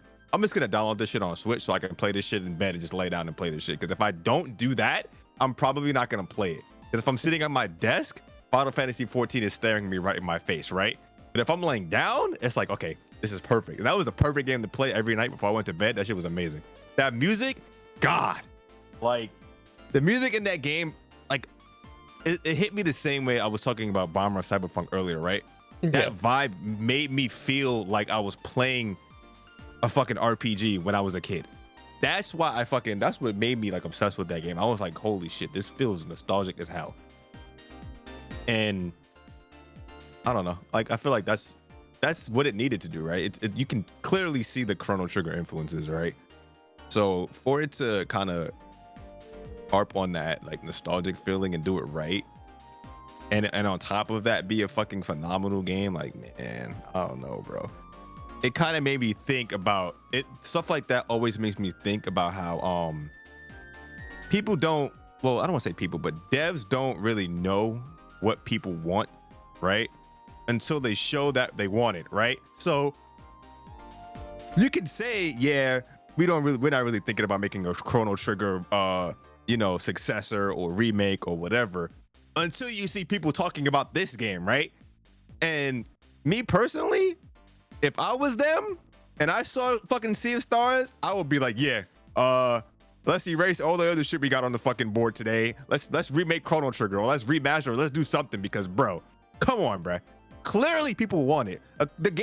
Apparently the game sold really well. I didn't know that.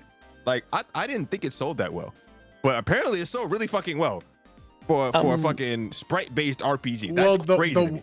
The word of mouth just got around, dude. It just did. Like, I was super surprised when I heard that. I'm also curious to sales based off of a game like this where it's funded, right? It's crowdfunded, right? So it's like, do they consider those crowdfunding as part of the numbers, right? Like that's an interesting thing. But the thing is, those are people that buy into it from the start based on like, that's just like brand loyalty, right? Like I said, like I'm a Messenger player. I didn't even know about this, right? Like I heard about it before it was going to release, and that's when it came onto my radar, and I was just like, if it's you probably would have supported it. Oh, absolutely, because once I heard it was from those devs, I was just like, yeah, I'm in there.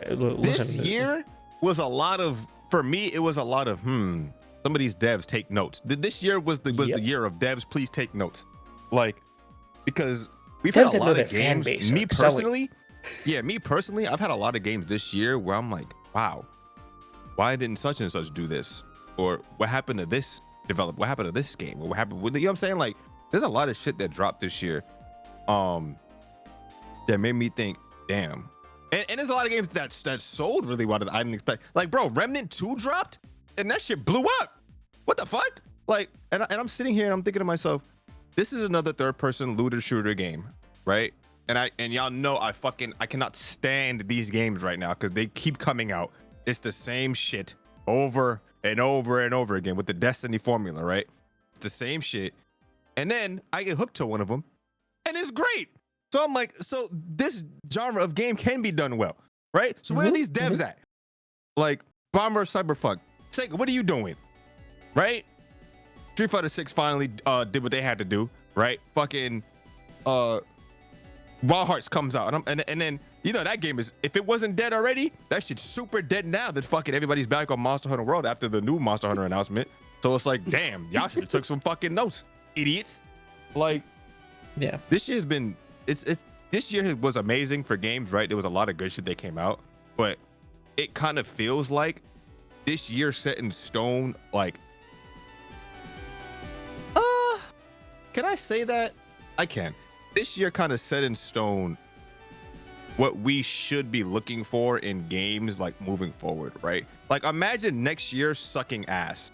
It definitely can, right? Because this year is a lot to live up to. It definitely This year's could. Potentially can. This year's a lot to live up to, but I feel like this year kind of made people like think, like it kind of put a lot of these devs on notice. Like, what are y'all doing with, like, what are some of y'all doing for real? Especially Baldur's Gate 3. Like, what are y'all doing? Come on. Okay, Like, so yeah. So I didn't want to be this guy, but I guess I'll be this guy. Technically, because I just didn't want this game to sweep everything. But technically, and I know it doesn't seem like it, but technically, Baldur's Gate 3 is the best underdog game. It is. It is. You know, Like, but I just didn't want to bring that up because We'll talk about that. We're gonna talk about that. It's harder Yeah. to dodge and not talk about Baldur's Gate 3 than It is to because talk about it. we're saving it. Yeah, like we're trying so Yeah. hard to just exclude it from everything because just Like, just know But this it's just- like it's just technically done it things so should be well. it, Yeah. technically it should be in this list, but just for like we're not just talking for about one game. conversation's sake, yeah, exactly. Like Yeah, I would talk about that. I mean, that's the best game ever. Good, Hey, we gotta we're- talk about it. Well, we're and definitely then- gonna and talk then- about best it. game of the year. Yeah. Oh, Me and then not personally, only like- not only that. So for me, so here are the games, right? Sea of Stars, Armored Core 6 for me, BG3, and Alan Wake 2. Even though most of those games are on my Game of the Year list, it's Yeah. like they were also underdogs. Like I didn't expect to play Alan Wake 2 this year. Same. You know what I mean? And the experience Same. that I got out of the game, I still think about it. I still think about that game and what it did to me. And Mhm. like BG3, very similar. Armored Core 6 is just a very good game of a franchise that I didn't really play. So for me, it was a bit more of an underdog, right? People who played Armored Core before, like obviously, like they're gonna be like, yeah, of course, blah blah blah. But for me, I was like, I didn't play that game not till I really was because 6. Armored Core isn't all. They're not all good. Well, that's a, So, that's like, a yeah, generational. definitely. That's a Yeah, that's a yeah. generational franchise that's been in the Yeah. works for years, and it was bringing back a Right, lot right. of old players. But for Mhm. me, they But- gained a new one. I'll tell you that much. Mhm. Yeah. So, but anyway, I didn't know what to expect. So, like, those are my games. Just to summarize. But I kind of want to talk about those two games, Alan Wake 2 and BG3, somewhere else. So, yeah. But We if can I had to definitely- bring it that's up to definitely like, coming up. you know, Sea of Stars was definitely like one of them. Or if I was excluding those games, that would be my one too. So, Despair, did you have a best underdog? Yeah, I went through like 3 of them. Oh, sorry, you Mhm. did. Follow you. I think you haven't gone through your best underdog. That's what it was, right? I just talked about them right now. Well, that's what you're going with. Unbelievable. Are we moving on? This is I'm just absolutely- checking to make sure. Yeah. Just making sure. before we move on. Well, Alright, I mean, so- technically it was Sea of Stars, but like if I had to be honest, there's BG3, there's Alan Wake 2, right? I'm trying not to put those two Yeah, in I this said- conversation. I could Talos agree, yeah. Principle 2, Bomber, Cyberpunk, and Hi-Fi Rush. Yes. Okay. So I think we can move on, and I don't want to spend too much time on this. I've already spent BG3. enough time on this game. Biggest disappointment for me, Starfield, easily. And I thought about it, and I was like, "There's just no fucking way." And to me, the reason why I'll talk more about the reason why it was biggest disappointment rather than suck. talking about the game, because if you go back, and I can link the episode in the description, we've had an episode where we talk at length about why Starfield was so disappointing to us, right? And to me, it's just more so that this game, yes, it's a Bethesda game, sure, but it had such potential, right? And to me, that potential, when they showed off certain things in their presentations, it was just kind of like the game just continued to look better and better. At least initially it looked kind of rough, I'm not gonna lie. Yeah. The game looked The good. game But then you looked get the good. game and you realize you're barely playing the game. Like, Yes.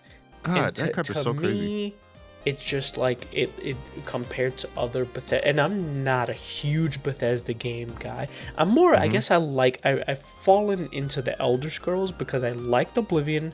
I love Skyrim. You know, I love both those games, and to me, I was just like, well, if it's Skyrim in space, I'm in. And it wasn't That's all they Skyrim had in to do. space. Yeah.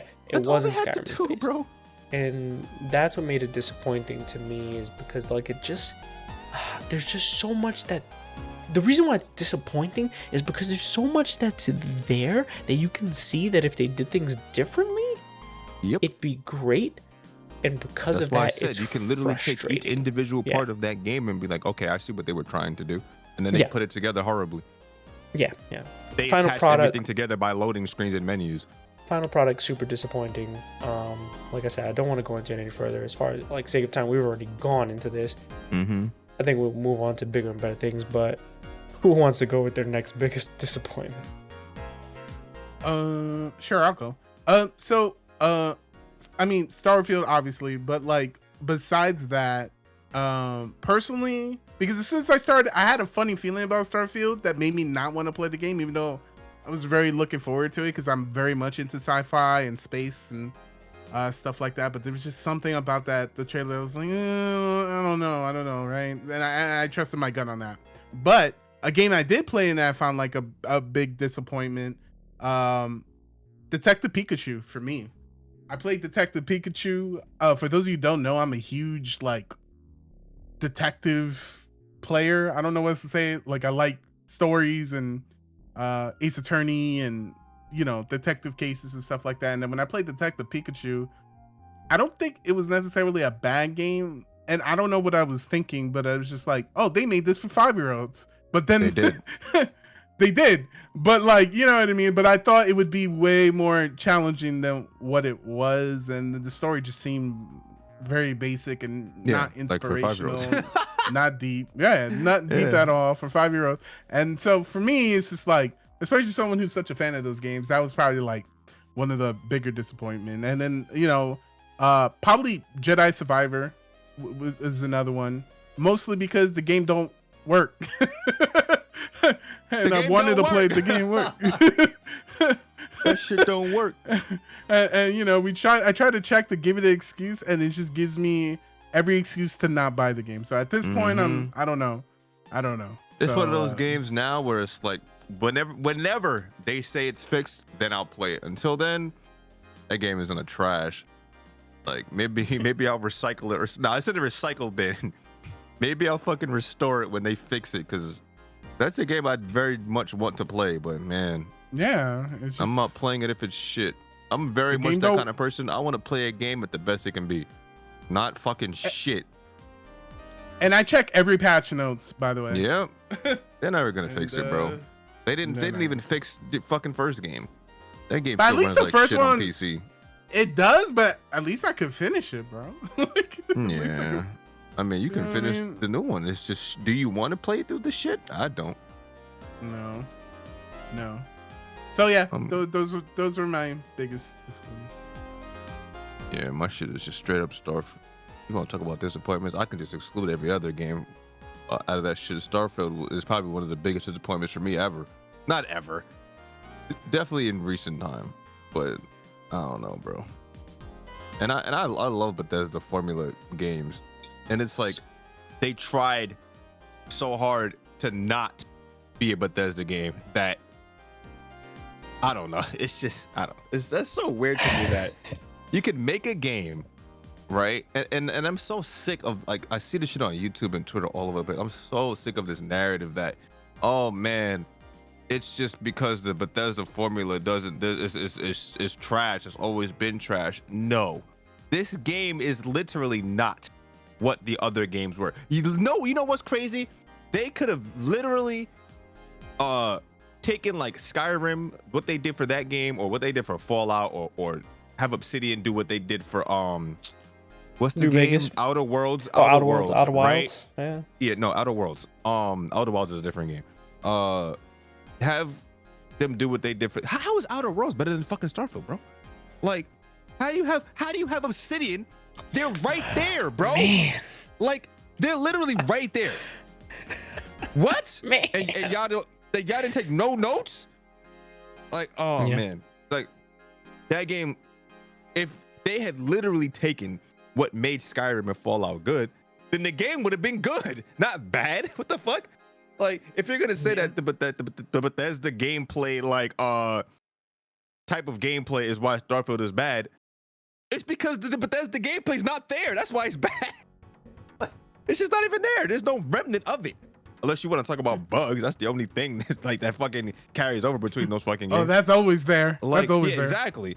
Like, so to say that is kind of stupid to me because it's kind of disingenuous to their previous games. Because we all love fucking Skyrim. People, if you say that, then that means that you think that Skyrim was bad. That means you think that Fallout was bad. That means that you think fucking whatever their previous shits were bad. And clearly that's not the general consensus, right? Yeah. So let's stop saying that bullshit. Let's stop fucking. I don't understand that. I think the recent trends in game reviews, because people are all of a sudden now, like on Twitter and on all over things, they're just kind of like, why have the Steam reviews kind of switched as players are 100+ hours deep into this game, suddenly going to mostly negative? And a lot of the reviews is like, there's nothing to do, and it's like, oh, you put 100 and something hours, and it's like, that's not an excuse, because people understand something hours are the best reviews because they have the most, like, if there's any review I'm gonna listen to is someone that actually played the fucking game. It's the people who have played the game for 120 hours that are now changing their reviews to mostly negative.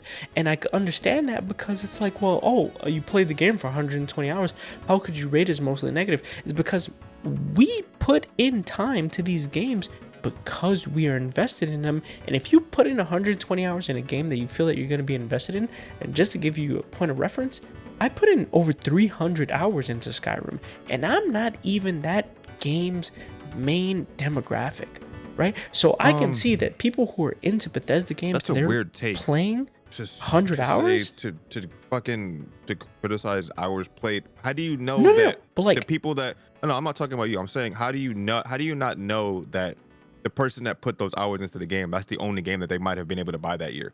Like, how do you know, like, to discredit the amount of hours somebody put in, to say, well, how did you play this game for so many hours and then say it's bad? Yeah, I think that's such a weird take, it's right? Those people. Exactly. I think that's the weird fucking take on Twitter right now. The fuck?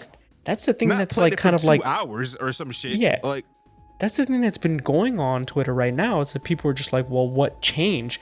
It's like, well, you know, you put in the amount of hours that you discover that you're just like this is it, this is over. There was an era, you know, when I couldn't afford to buy every fucking game that I wanted, right? Yeah, absolutely. And I would pay $60 to play a game and expect that game to last me for like 6 months to a year or whatever the fuck, however much time it would take me to get another game. And I would put $300-$400 into a game that in hindsight probably fucking sucked, but it was the only game I had and I made it work, right? Like, so I don't understand. Like, there's so many different things that factor in that people having a certain amount of hours on games. Like, they might have actually enjoyed it, but can still objectively say that the game sucks. You can enjoy a game that sucks. The fuck? I'm going to say this. I particularly am a connoisseur of trash games. I love games that are garbage sometimes. Yeah, I like trash games that aren't boring. It's true. But, you know, like, there's something, I could always find a gem in the rough, right? But I will say, and this may be absolutely worthy of its own individual podcast topic, like, game length does not equate to game quality. I can play a game that's 4 to 5 hours, that's game of the year candidate. I could also play a game that's 300 hours, that's absolute garbage if I played 300 hours, you know what I mean? And vice versa, right? It doesn't equate. It doesn't always equate. What matters is the quality of content. If there's a game that's 300+ hours, but the quality of content is amazing, that's going to be a fantastic game. BG3. If there's a game that has 5 to 6 hours of content and it's fucking spectacular content, there's no debating that. It doesn't equate to the price, or it doesn't equate to, like, your experience, right? Metroid Dread. it's you know what I mean? Like, you know, like, it's one of those games where, like, that game can go on for as long as you, like, play it, but at the same time, I if you played play Elden Ring for 300 hours. Yeah. People beat it in 10. So it's the fact that the game, like, if having the option to spend more time in the game because it rewards you for spending more time in the game is different than just fluffing up your game for the sake of it. Like, a lot, and especially because a lot of games don't know how to pace themselves properly to be long. A lot of games that are long just feel dragged, right? There are a lot of games that are long as fuck that feel like they're short as hell. Like I've played a lot of games that I feel like I've beaten in like a short amount of time, and I look at my hours and it's like fucking 300 hours. I'm like, wait a minute, I didn't feel like I was playing that game for that long because it did a good job. Pacing was great, right? So like, game length is like, it's very like touchy subject, right? Because it depends on what made the game long in the first place. Like if it's just long because like a lot of RPGs is just long because you got to grind for fucking 80 million years, that's different, right? Like, as I'm getting older, I kind of prefer the 8 to 10 to 12 hour games. You know what I mean? Like those are phenomenal games to me if they're done well. But that being said, that's a caveat if they're done well. You know, I'll tell you this, and this is the last thing I'll say about this game. You know, a game, there's a fundamental problem with a game when modders who love Bethesda's RPGs are just like, nah, I'm good. Yeah, they said it was too boring. That's why I said, like, it's not even about the length of the game. The game is just boring, and I played it for 2 hours, not 300. The game is just boring. Like, I think we can agree it's just a weird fucking take to say like, hey, you played this game for 120 hours. Why are you changing your mind and saying that it's negative? That means that's must weird. Like it.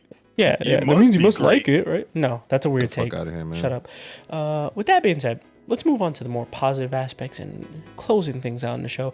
We're gonna go with a game of the year that's not BG3, aka your runner-up of game of the year, and I'll go first because this is quick and easy for me, unfortunately. And I say that because I know it's hard because I know that if I played certain games, I'd probably put those games ahead of this.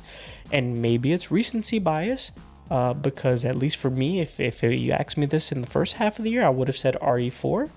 But for me right now, the game of the year that's not Baldur's Gate 3, and my runner-up is Spider-Man 2. And I'll say that I haven't played Alan Wake 2. And if I have, it would probably be Alan Wake 2. I just started Final Fantasy 16. To be honest, it would probably be Final Fantasy 16 if I had finished that game.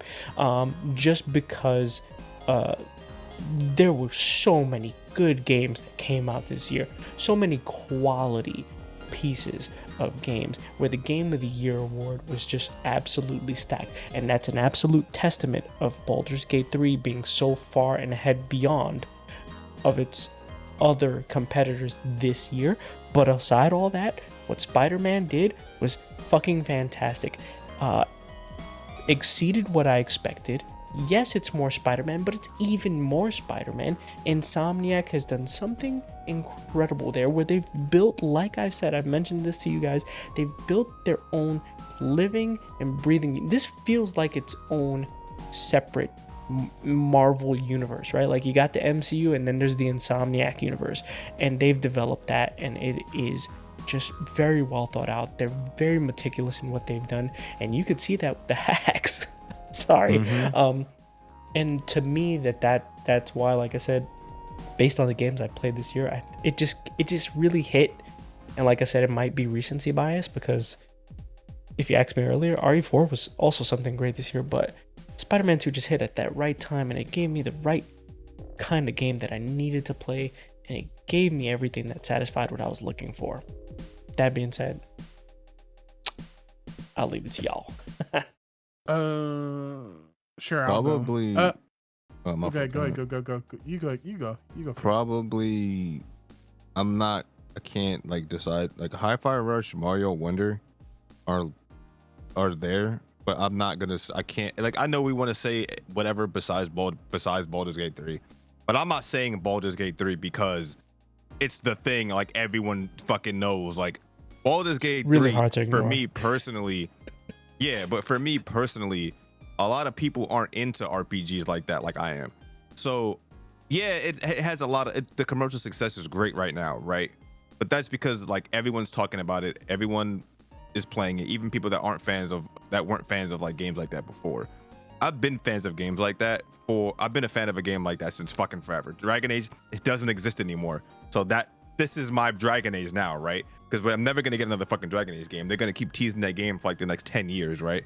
So, like that game personally is, I can't look at other games that came out this year and be like, yeah, this is my game of the year if it wasn't for Baldur's Gate. No, it's Baldur's Gate 3. Like, I'm sorry, like it is.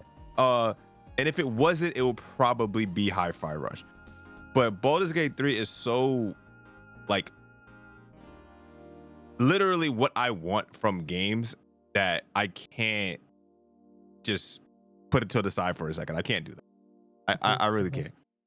Because I'm an RPG head, probably the most RPG head in this call right now, right? So like that game spoke to me before it even blew up in the first place.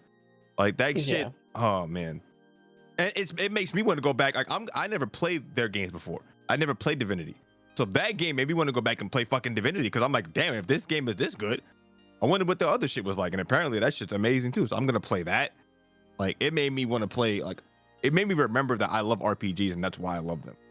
But that immersive, like I know like a lot of people like the multiplayer aspect of the game, but that's not what RPGs are for me, right? RPGs for me are I could just sign off, right? Get some tea or some shit, turn the lights off and just chill and just get immersed in a game. Like I'm watching a movie or some shit, right? That's the kind of game that I like to play, and that's the kind of experience that I got from it. And I don't know, like I don't think I'm gonna get a game like that for at least another fucking 4 or 5 years, man. FF7 remake probably, right? But who knows? The same way we had no idea before Baldur's Gate 3 came out. We had no idea if it was even going to be good, right? So who knows? Next year, there could be something even better. But at this point, I don't see it happening. But I did say that about Elden Ring, right? I did say I don't think anything's ever beaten this game. Nothing really is beating it, but Baldur's Gate 3 is pretty close. Like, and that's only what? When did Elden Ring come out? That was last year, right? Like, so that was only a year ago. But who knows? Hopefully next year has that one game. It better. I'm gonna be fucking disappointed. And it better be FF7 remake. I'm gonna be severely disappointed. That game better be fucking phenomenal. But anyway, yeah, that's it for me. Baldur's Gate. So I gotta list 3: BG3, Hi-Fi Rush, and Mario Wonder. I think recency bias is absolutely a thing that could affect the decisions because, like you're saying, like Final Fantasy remake, the next part comes out at the beginning or the early part of next year, right? Yeah. I mean, like that could absolutely be like game of the year as it drops, and then something could come out like in like October. Yeah, I never really do that though. I don't really do that. I always think about game of the year at the end of the year. I always think that recency bias is I always be like, yeah, this is definitely a candidate for it. Like when RE4 came out, I was like, yeah, this is definitely a candidate for game of the year. When I played Spider-Man 2, I was like, yeah, this is definitely a candidate. But I don't usually think about game of the year until like then. Yeah. Because you never know. Very true. Follow, you got a runner-up? Well, yeah, besides BG3, because, you know, mainly... Yeah, I couldn't do it. Well, yeah, you couldn't do it. We'll talk about BG3 right after this because it's very hard to not talk about that. Yeah, so for me... I'm gonna go with Alan Wake 2, man. This is a game that like I should have said that too. I beaten it and I still think about that game. Like the experience that game has given me from a creative, from an artistic standpoint. Like Sam Lake, like is probably like now I think of him as like one of the greater game devs. And when I think about it, he's always been there, but I just never recognized it because it was always about like Kojima or blah blah blah or this and that. But his shit's always been solid, bro. It's always been solid. And this year, I didn't think anything could beat RE4 in terms of like survival horror. You were just playing Max Payne 3 the fucking other week. Like, yeah, well, I mean that was, you know, rest in peace James McCaffrey. Right? Yeah. But that game was just like on a whole nother level from a creative, from a writing standpoint. And I had to get through the first one, so I played the first one, but like first one, whatever. Alan Wake 2. Listen, you probably could just play Alan Wake 2, guys. I'm just gonna be 100%. I wouldn't recommend doing it. I would. No, but you could. It's not don't like have to you would be play Alan Wake 100%. 1. Just go get like a synopsis. Watch a of what the fuck video. is going on. You know, Yeah. there's actual video of Sam Lake just summarizing the first game and the stuff leading up to it, and There's it's a lot like of YouTube 15 videos minutes. that just summarize the story of what's going on. Yeah, but Sam Lake does it in a way where it's kind of easier to understand. Surprisingly, I never saw that. Yeah. Watch that 15-minute video. It's actually man, okay, blah blah blah. But yeah, that game just delivered from a survivor horror aspect, from a writing standpoint. It gave me that detective feel. Like, I think I could look at Detective Pikachu so like disappointed after playing Alan Wake 2, which is that's kind of not fair, that's right? So unfair. That's unfair. That's so unfair. But but I played a hella detective games this year. You know what I mean? I played Massive Detective Archives. I played what do you call it? Ghost Trick. I played I played a bunch of shit, dude. I played you can't count it. I played so much. And then and the way Alan Wake 2 handles the detective shit of the game is like, man, this is what I always wanted to play, and it's just giving it me on top of the survivor horror bullshit of like the Resident Evil. And it was such like a memorable, and there's such a memorable point in that game where it combines so many creative elements together. And man, I just still think about it, and I want to replay the game. Like, I want to replay the game again. I was just waiting for a bug fix for a certain problem that I was having. But other than that, man, I secretly enjoyed it. I never thought I would even like Alan Wake, to be honest. Like, it just seemed like, you know, I don't know. It just kind of seemed like under budget. It seemed like... well, the first game definitely did. Yeah. But this game, graphically, creatively, directorially, that's why I always said, like, this game could win director and blah, blah, blah. It wasn't going to win game of the year, but I could see it winning this and this, and it did. It did win those things, like narrative and stuff. So if you haven't played Alan Wake 2, it's on sale now.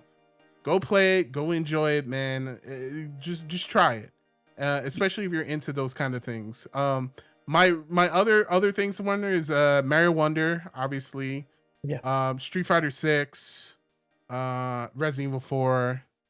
If I Call played of Duty Modern Warfare 3. Come on. Nah, that campaign, I ain't even touching that towards anyone. Hell no. Especially not me. Hell no. But yeah, those are all very creative games, and had I not played BG3, one of those games would definitely be my game of the year. I wish I played more. Interesting thing about Alan Wake 2, actually, I feel like a lot of Alan Wake fans, people who were expecting this game, they weren't expecting it this year. To be honest, I think to when be this fair, game, they weren't expecting it ever. It's been a long ass time. I time. think it's been such years. a long time. When this game, when they were giving updates about development of this game, they were just kind of like, but is it really coming out? Like, people weren't convinced this game was coming out, and when it drops, it was just like, oh, it's actually out. It's a thing. Oh, it's fucking fantastic, by the way. You know what I mean? Like, I can't wait to play it. To add on to that, bro, the weird shit about that game was there aren't a lot of games that come out, I start playing them, and I don't play anything else until I finish that game. I literally, I played that game from start to finish in like a few days. And I was like, what the fuck? Did I really just do that? Because it's been a long time. It takes a lot for a game to do that for me. And that was definitely one of them. That... Yeah, I don't even know where to start with that shit, because when it comes to survival horror games, you instantly it caught me by surprise, bro. It caught me 100% by surprise. Yeah, I was like, hold on a second, because I'm the kind of person where if a sequel to a game comes out, or the fucking third game in the series comes out, and it looks good, but I haven't played the previous games, I'm fucking diving in. I'm going on YouTube, watching all the fucking explanations of the story, the lore videos, all that shit, and that got me really into like the whole like universe, that, you know, Control, fucking all that shit. And I was like, wow, this is actually like the whole, like, everything surrounding the games is actually really well done and well written, well made. So it's like, that definitely could have won Game of the Year, bro. Like, if Baldur's Gate 3 didn't exist, I'm pretty sure that would have got Game of the Year. Like, so that shit is crazy, man. It's hard to argue, bro. Yeah, that's weird. Yeah, it's really crazy. It's really hard. Yeah. As great of a year. And like you said, I didn't expect to even touch that game this year. Nope. I didn't not give a in my fuck plans. about Alan I Wake heard before it this year. could give two shits. I remember but then seeing the trailer I when they announced it. I remember I was like, damn, that game looks fucking amazing, like graphically and all that shit. Right? I was like, this looks great. yeah, But I didn't think I was gonna play it. graphically is one of the best graphically games of this year. Like, Yeah, that shit is ridiculous. That on top of being a good game. Yeah. Like, what yeah, the heck? no, it's Oh no, man. it's a good game, and not only that, but they added a new game plus mode with like a harder difficulty. So Yeah. more reason for you to jump in, and I'm interested in what they do next, man. Which was supposed to be Max Payne, but now you know I want I don't- Control I don't- too. I'm not gonna lie, bro. Well, It I might think be. they were gonna work on that. They working on it, They were yeah. gonna They're work. already working They on were it. gonna work on. Well, they're probably already working on it, to be honest. Yeah, they but announced it already. they were also working on Max Max Payne 1 Payne, and 2, yeah. the remake. But the thing is, like, the actor passed away, so now it's, Yeah. I don't know what to do about that. I mean, I know what I would do, but like, I get like there's something to think about, right? Because Yeah. it's like, I'm pretty sure Sam didn't just want to redo the same game with the same graphics. Knowing him as a creative director, he probably would want to remake the whole story from scratch and kind of do what he did with Alan Wake 2. That shit into Alan Yeah, Wake yeah, and to tie, Control and yeah, shit. yeah. He yeah. would, he That would would be probably try to, dope. bruh. So like for me, it's kind of like, man, I don't know. Do they just get a new act? I think they should. That's a touchy You know, subject. It depends on. It's hard. It depends on him personally, right? Like if he had like a really like deep personal relationship with the dude, which I'm sure he probably It sounded did, right? like he did. Yeah, like, it sounded like he did. so, because at the end of the day, it's still. I hate to say it, but it's still business, right? So if you Yeah. want the thing to exist, you have to act. Right? And not only that, but what better opportunity to do since you're remaking the franchise, so it could be under a new actor's delivery of Max Payne, right? Like, so Yeah. to me, there isn't a better thing. Even though like we're sad about it, everyone's sad about it. Like if Yeah, he like, could I be try- here, yeah. Like I try like, to you know what I'm detach the saying? game from the people that are doing the right? you know, the voice acting shit like that. Unless But you're you know- Baldur's but- Gate but- 3, right? And But yeah, but like- but you know how Yeah. fickle people are. Video game people. It doesn't have the original voice. Well, dude, he passed away. Like, what do you want Well, him to do? I mean, it could be worse. It could be a David Hayter situation, right? And they just be like, Right. get the fuck out. Like, so Fun Who fact knows? about that: David Hayter is finally playing through Metal Gear Solid Phantom Pain. He's actually enjoying it. I mean, it's a great game. It's a great game. It's probably It's the so funny. best If you've been- gameplay wise if you've for been like Metal following Gear. David Hayter on Twitter, he's been It's a great tweeting game. about it, and he's been enjoying himself, which is good to see. You know, it's good to see. And it did well. The game did well. Like, yeah, you have the little naysayers, like, man, this is not David Hayter, and like, but nobody gives a fuck about those guys, bro. Yeah. Like, if you're an actual fan of a series, you're gonna play the game despite who's doing the voice or who's where Yeah. or whatever And, the fuck. and I'll be honest, I didn't hate Kiefer's Me performance. neither. I didn't hate it. It kind of makes Especially sense when you go- canonically espe- too, but that's Yeah, going into especially when you go. spoilers. Well, yeah. But especially when you go in the tapes and him actually, well, look, it's Being been a it's chance, been fucking given a 15 Anybody chance. that don't know that shit, fuck. It's Anyway. been 15 years, bro. Like, Like- so here, cover your ears. You haven't done it, and open them in a minute. Like Well, when he's actually Big Boss and he has those tapes of like sounding like Big Boss.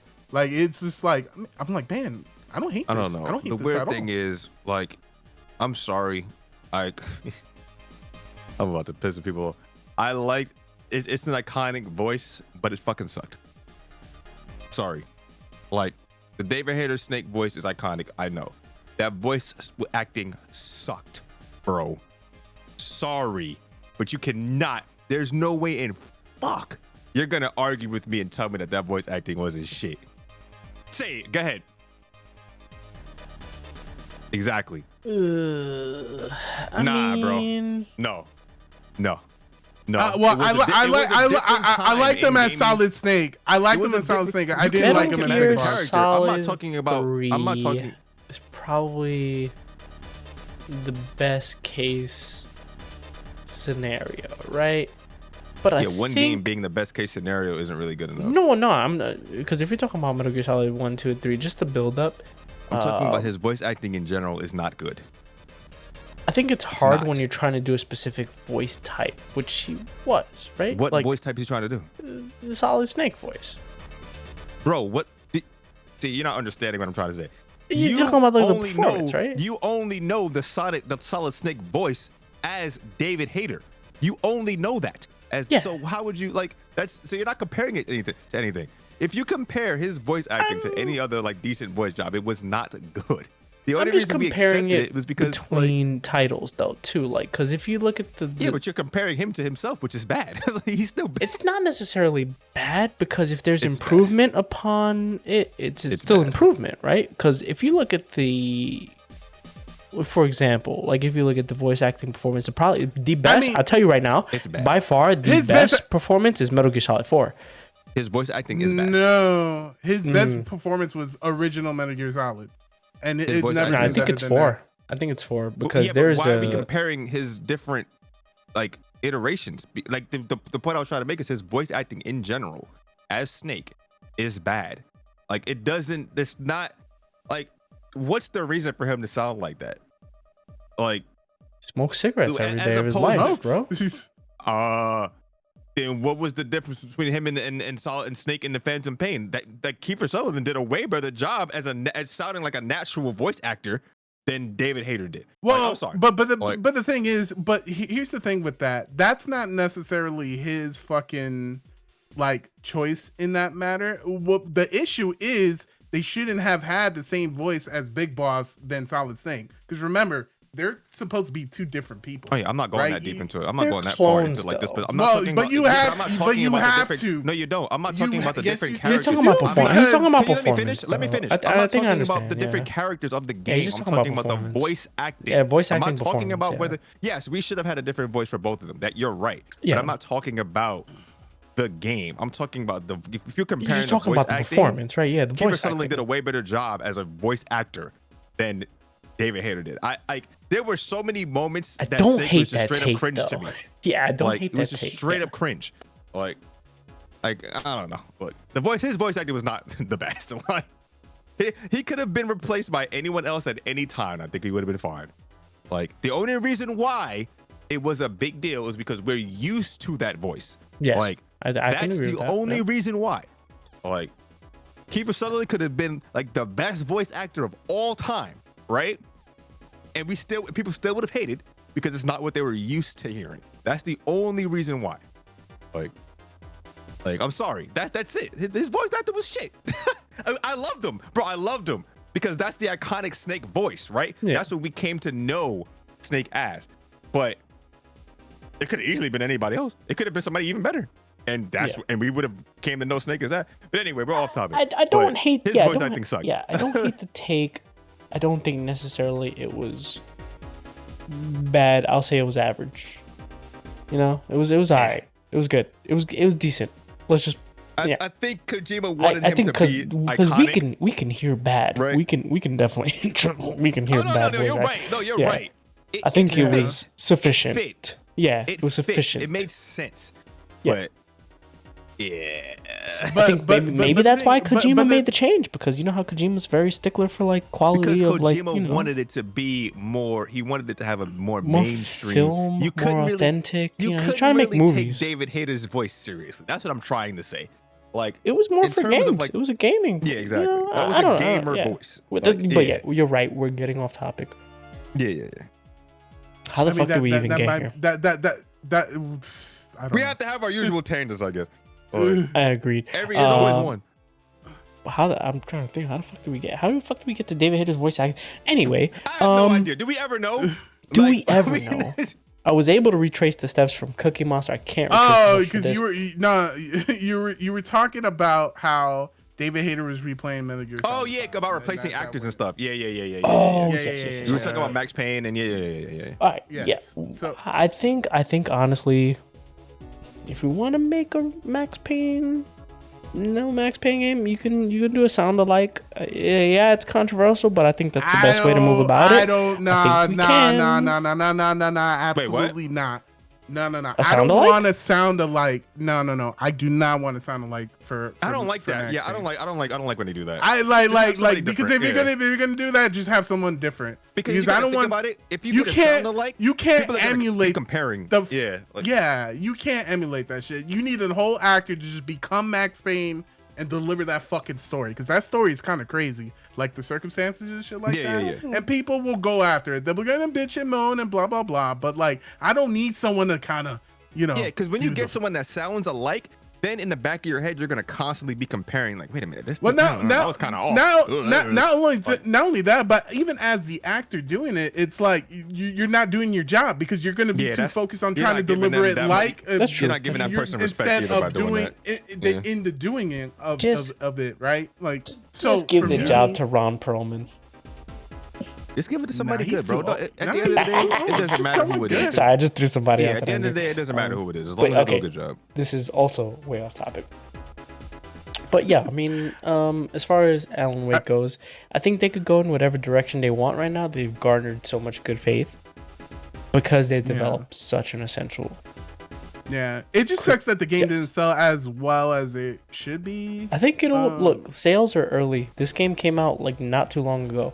I think sales are going to continue, especially with word of mouth. And I mean, I how know good it. of a I game know it is. hit over. I think it hit over $1 million, maybe. Yeah, Close to I two, think it's but, going to like, continue to sell well, especially with sales and stuff like that. I'd be interested to Yeah, see I'm where hoping. sales go, I'm hoping. because it is a single player experience. It is an experience that's short lived. It is also a that doesn't sequel. really go this day and age, and it is a sequel. So I think over time it will have good enough numbers or sufficient enough numbers. With that being said, the coup de grace, the game of the year, the one that we've been tiptoeing around all You fucking should have night. started with this.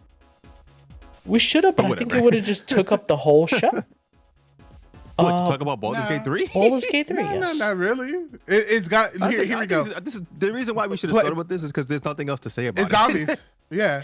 I It's agree, just- I agree, but I disagree But it's because fine. we've already been going off about it because of what it's done in a year with absolute solid standouts for Game of the Year, for other games that have just done a fantastic job in their own genres. This is every month we've looked at releases and been like, what the fuck is this year? Yet the single standout with absolute, without any competition, has been Baldur's Gate 3, and I think that is an absolute testament to the job that Larian Studios has done with this game.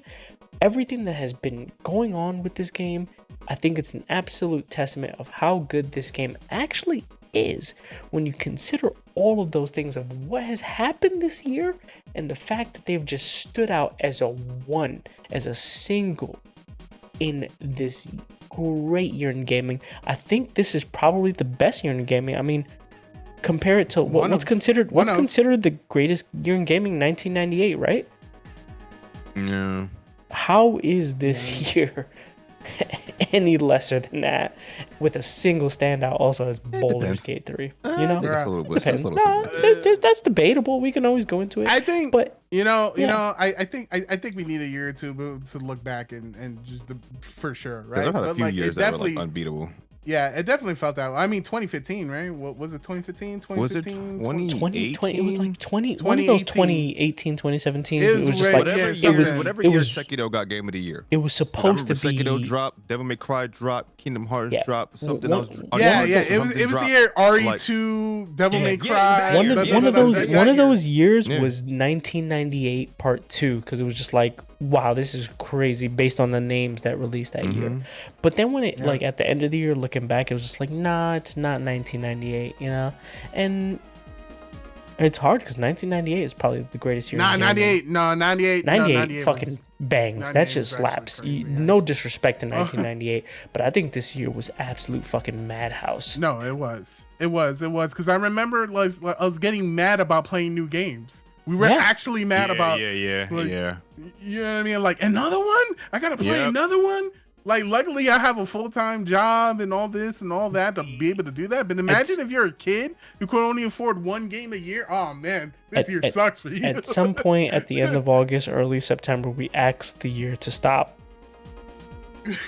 Yeah, right? Like, We did. I think was right one day so we're like, oh, annoyed. Starfield is out. All right, stop. Just stop the year, please, right now. Little did we know. Well, I'm Anyway. glad I didn't like Starfield because that's like hundreds of hours that I didn't have to waste. I agree. Yeah, thanks Instead, you we guys can waste for them more playing in the game for me. Baldur's Gate. Baldur's Gate, which is actually worth your time, by the way. Absolutely. I mean, there's there's so many reasons. Just try out this game, man. If you like any sort of fantasy, try it out. And then if you have friends, try it out with friends. It's a totally different experience than playing it solo. Every time you replay this game, you're gonna have a new experience. Well, it's gonna be different from when Despair played the game, from when I played the game solo with different people, as opposed to like us three doing our personal thing. Yeah, this is just like easily a 300-hour game, potentially a 500-hour game if you enjoy it that much. Like, you can experience everything different in playing this game for 500 hours, right? Like, it's apparently, like, how long to beat has it listed as 120 hours for completion? But I guarantee you can put another 120 hours into that game and you could experience a completely different playthrough to completion than you did the first time. And then you can do it again for literally no reason. Yeah, you can do it again and have the same thing. There's so many options, so many branches, so many ways, so many methods, so many, like, creativity has no bounds in this game. And it's just a testament that they're still dropping new content, by the way. Yeah. See, the weirdest part about this game for me is that it already has what I want from an RPG, right? Like, the characters are dope, right? The mechanics are cool. The graphics aren't the best, but they're good enough, right? The music is good. That's all I need from an RPG. But the fact that you have all this extra shit, like the openness of the combat, the dialogue, and all that shit, the amount of like replayability this game has, I didn't need all that shit. But for some reason, like, they just knew, like there's literally, like, it's like they have like a person that just came into the office and just pitched an idea, and they just ran with it every time. They were like, "You got an idea? All right, cool, we'll add that. Oh, you got an idea? All right, cool, we'll add that too." Like, they just have, it's like this. Then again, that is the benefit of being in early access, right? Yes. You just take a bunch of feedback over and over and over again, and they just make the perfect fucking game. Early access is not a bad thing. I want that stigma to be out of the gaming industry. Releasing in early access is not a bad thing. This game released in early access, and it was on my radar because of Baldur's Gate. The weirdest part about that stigma is that it's not even like, there's no like precedent that made early access games. Yeah, we had like Kickstarter and shit like that, but early access games, right? Being bad. It's just that perception, this dumbass perception that people have of, oh, it's early access. Oh, it's not $70. Oh, it's not released. It's not worth yet? my time. It's not AAA. Yeah, exactly. Trash. Like, remember back when indie games and $20 games and shit like that would come out? It's not $70. Probably trash. Let it be known. Hey, if a game drops in early access and if it's not up your alley, maybe you don't want to invest in it at that time. That's why it's in early access. That's the whole caveat. If it's not up your alley early access at that time. Exactly. When it drops and it releases, because that's the thing with Baldur's Gate, right? Like, Baldur's Gate, essentially, like you said, is an RPG at its core, right? Mm-hmm. And if you're not an RPG fan, you may not like this game. When it dropped in early access, and that's the thing, they've worked on it where now it's such a fantastic game that even if you're not an RPG fan, you could probably play this game and have such immense enjoyment out of it. I'll tell you, the moment this game was Game of the Year for me, like, full disclosure, we started a party, me, Despair, Fala, and we had a campaign going, and we went to fight this hag in her cave. And this bitch split herself into multiple clones, and we had no idea which one we were like, damn, we're fucked. We thought we were cooked immediately. Oh, she was hitting hard too, by the way. We were super underleveled. We had no idea what the fuck was going on. And not ready. Not ready. We were cooked. We were already considering reloading and save scumming. I shoved the bitch into a hole. She died. I picked the right clone. Everyone said, what the fuck just happened? I said, you know what? This is my Game of the Year. That was godlike. Yeah, it's moments like that make the game. It's like, wait a minute, I can do that? Oh, shit. It's like they thought of every single thing of people that, like, they thought of every single thing that the people that play would think of doing, and they made it possible in the game. which like that's ridiculous. That's so crazy Like, to me. Yeah. they thought, okay, this guy's probably gonna light this guy on fire. So let's make it possible. Oh, this guy's probably gonna not want to fight and talk his way out of the situation. Let's make that possible. There was a Oh, there's a circulating bridge here? tweet. Yeah. Like, There's a circulating tweet where there's a female streamer that she's saying like, "Hey, I played Baldur's Gate 3, and here's how I did this mission, and then here's how everyone else that I know did this mission or that I watched did this mission." And she goes on to list how many people have listed a mission in Act 1, and the list could continue though. She lists a bunch of things, but there's so many other things that can also be done. And that's just there's so many different one interactions based major off of mission a within lot of the that game. shit is yeah. based off just simple as what race you picked in the beginning of the fucking game. Yes. Like, what the hell, man? Yes, Like, there's so. What, The more what we talk deity about you it, the more I worship? fall in love Like, with this game, though. Yeah, game is crazy. This game is phenomenal. There's no other word for it. Yeah, phenomenal. For real. Like what else can you say? What else can you fucking say, bro? Like, And that's Elden Ring and Baldur's Gate 3 are my favorite games of the past probably 10 years. For me, like you know, I don't understand. Like, I said this last year, I was like, I don't understand what's gonna beat this game, but I'm gonna say it again. I don't know what's gonna beat this game either. Like, what the fuck is beating? What's beating Elden Ring in this shit? What's gonna happen? Something drastic has to happen next year. Like, and I don't know Let's what that could be. hope 2024 has high Hopefully, potential. something launches on the Switch too, Yeah. right? Yeah, we Hopefully, we got a finally lot get of Metroid Prime potential 4, and it's for- phenomenal. We got a lot of potential for 2024. With that being said, I think we can wrap up the discussion on Baldur's Gate 3, potentially, because I feel like that there's something here as far as Damn, I didn't get to content argue with wise. anybody tonight. Fuck. I mean, What, are you you- We were could very argue- civil today. we were because I mean- you know, listen. Except for the voice acting thing, but full we can't talk about disclosure. that right now. Full disclosure, we are a bunch of like-minded individuals, but we also have our differences. Very opinionated. We're Yeah, all very. But we also opinionated, the so- problem that we don't have arguments. We don't have arguments amongst each other. Mostly because that we can respect and understand subjectivity and objectivity, and we understand the difference between When people each. stop having rocks for fucking brains and wanting to argue for the sake of arguing, we end up realizing that we're fucking agreeing in the end anyway. Yeah, But whatever. That's the topic that's for true. another fucking day. Yeah, and another topic usually for just another agreeing day. anyway. I would love to, and what we may potentially do is look at the Game Awards winners for the past 10 years and then compare and contrast those. Bro, we can't Ooh. do that because one of those years Madden got Game of the Year. Ooh, we could do that I'm because that's pretty dead sure- last. I'm pretty sure that was like one of the earliest Game of the Year fucking winners, like fucking 2008 Yeah, or that- something. that 2009, shit- I don't remember. That's when that shit was on Spike TV. Yeah, exactly. Yeah, you're right. Yeah. That was so stupid. I couldn't believe it. But with that being said, before we end, are there any final thoughts or anything that you Yeah. guys want to go off on? Notable games or I- anything? I kind of want to mention like notable mentions because there are some games. There are a lot of other games that I played this year that like, Oh, you know what I mean. you Like, know what? They don't really belong on this list, but like Yeah. I played this year and I enjoyed. So I just want to list them all real quick. I don't have to do a big discussion. Ghost Trick was definitely one I really enjoyed, even though it wasn't a game that was, made this year. It was actually like a DS game that was remade to PC. I never played the game before. It has an incredible fucking story. It was so unique. I enjoyed every time, my time with it. So definitely, if you're into detectiveship, try out Ghost Trick.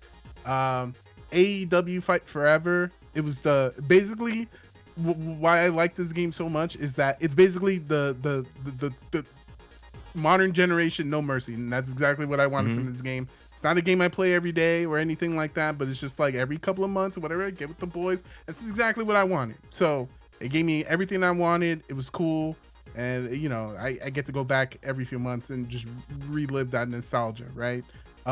Master Detective Archives. I really enjoyed that game. Yeah. Can I get hated it? Danganronpa 4, please? Yeah, he wants Danganronpa. He's a huge Danganronpa fan. But I enjoyed the game for what it was. I just like doing the That studio is just different. Yeah. Octopath Traveler 2. Yes. I forgot about.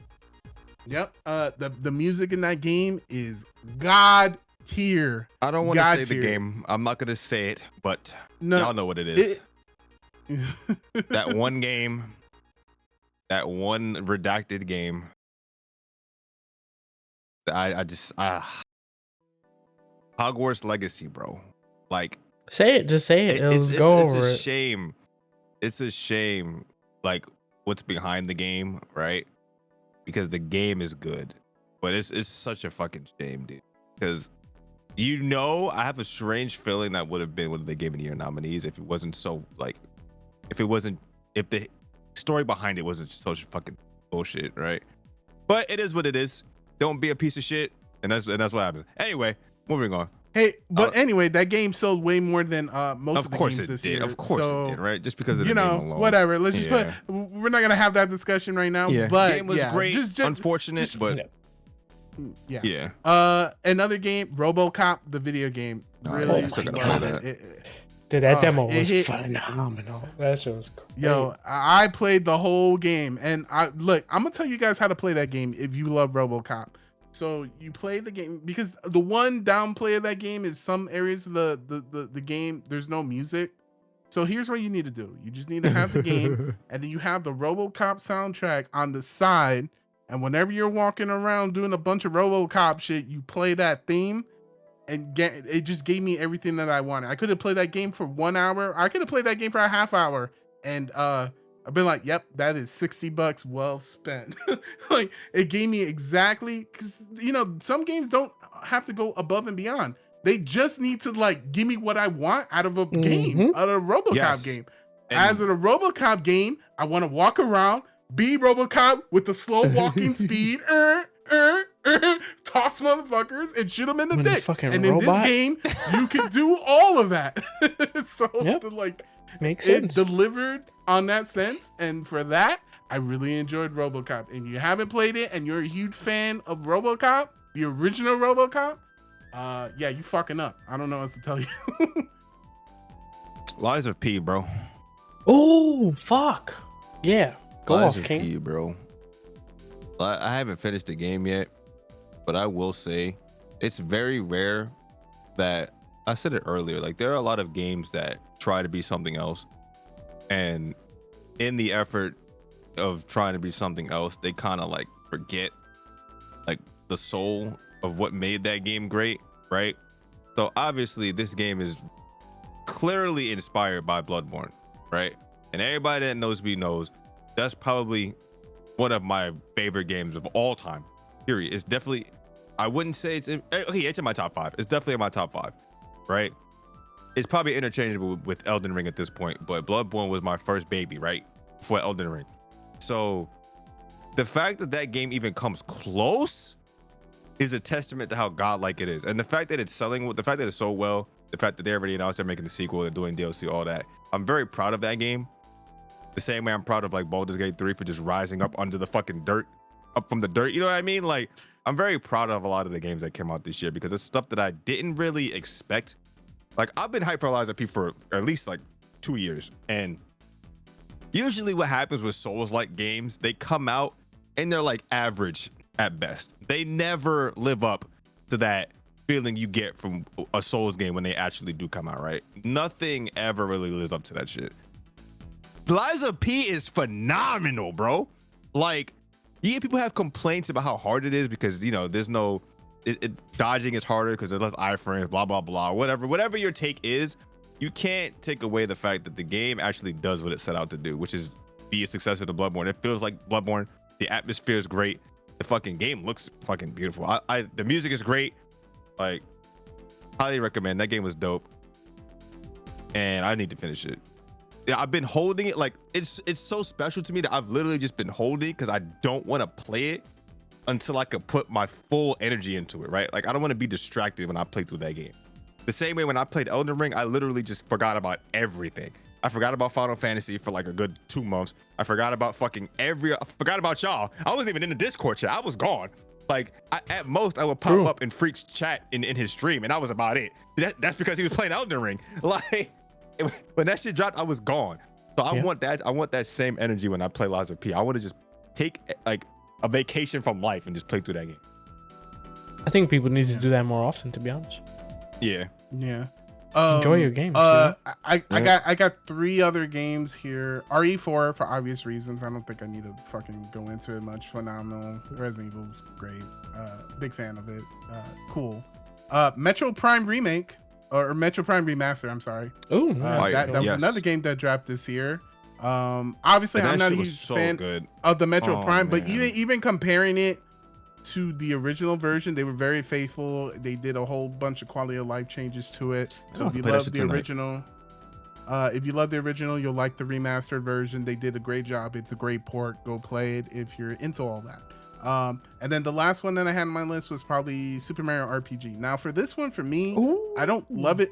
I don't love it as much as other people do, just because I felt like the game in general is a bit outdated in comparison to other RPGs. I mean, I'm comparing this fucking Baldur's Gate, right? Like, you can't really compare 20. Yeah, you can't. Yeah. That's what I'm saying. But it does, like, if you nostalgic, and like, for example, it's probably one of my first RPGs, right, ever. So if you replay that game, it's just a good thing to go back through memory lane. It doesn't do anything too mind-blowing. The personality of that game alone makes it worth the play, in my opinion. Yeah, it's worth to play. The battle system is very similar to like Sea of Stars, if you like that thing. That's where like Sea of Stars got the gameplay from, part of it anyway.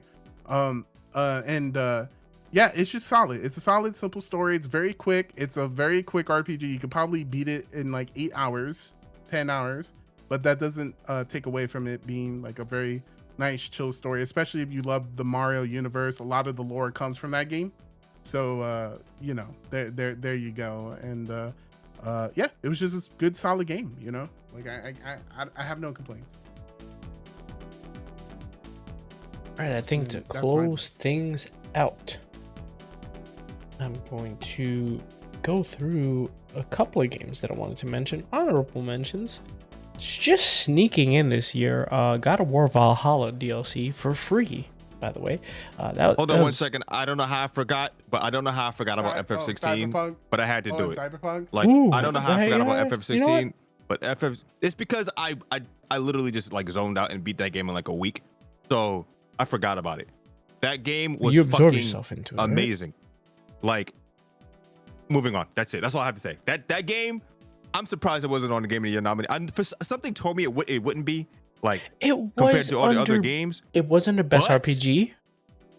Yeah, it was. And for some reason, it didn't make itself into the Game of the Year. And honestly, I think that's a mistake. I think it's hard, right? There was a lot of stacked. This year was really hard, and that's why I said earlier, like before we watched it, I was like, I don't think FF16 is going to be a nominee, and I was right because I had to kind of compare it to what else we got this year, and it was great, but it could have been better. But it was fucking phenomenal. The music in that game alone is fucking ridiculous. The boss fights in that game alone, whatever.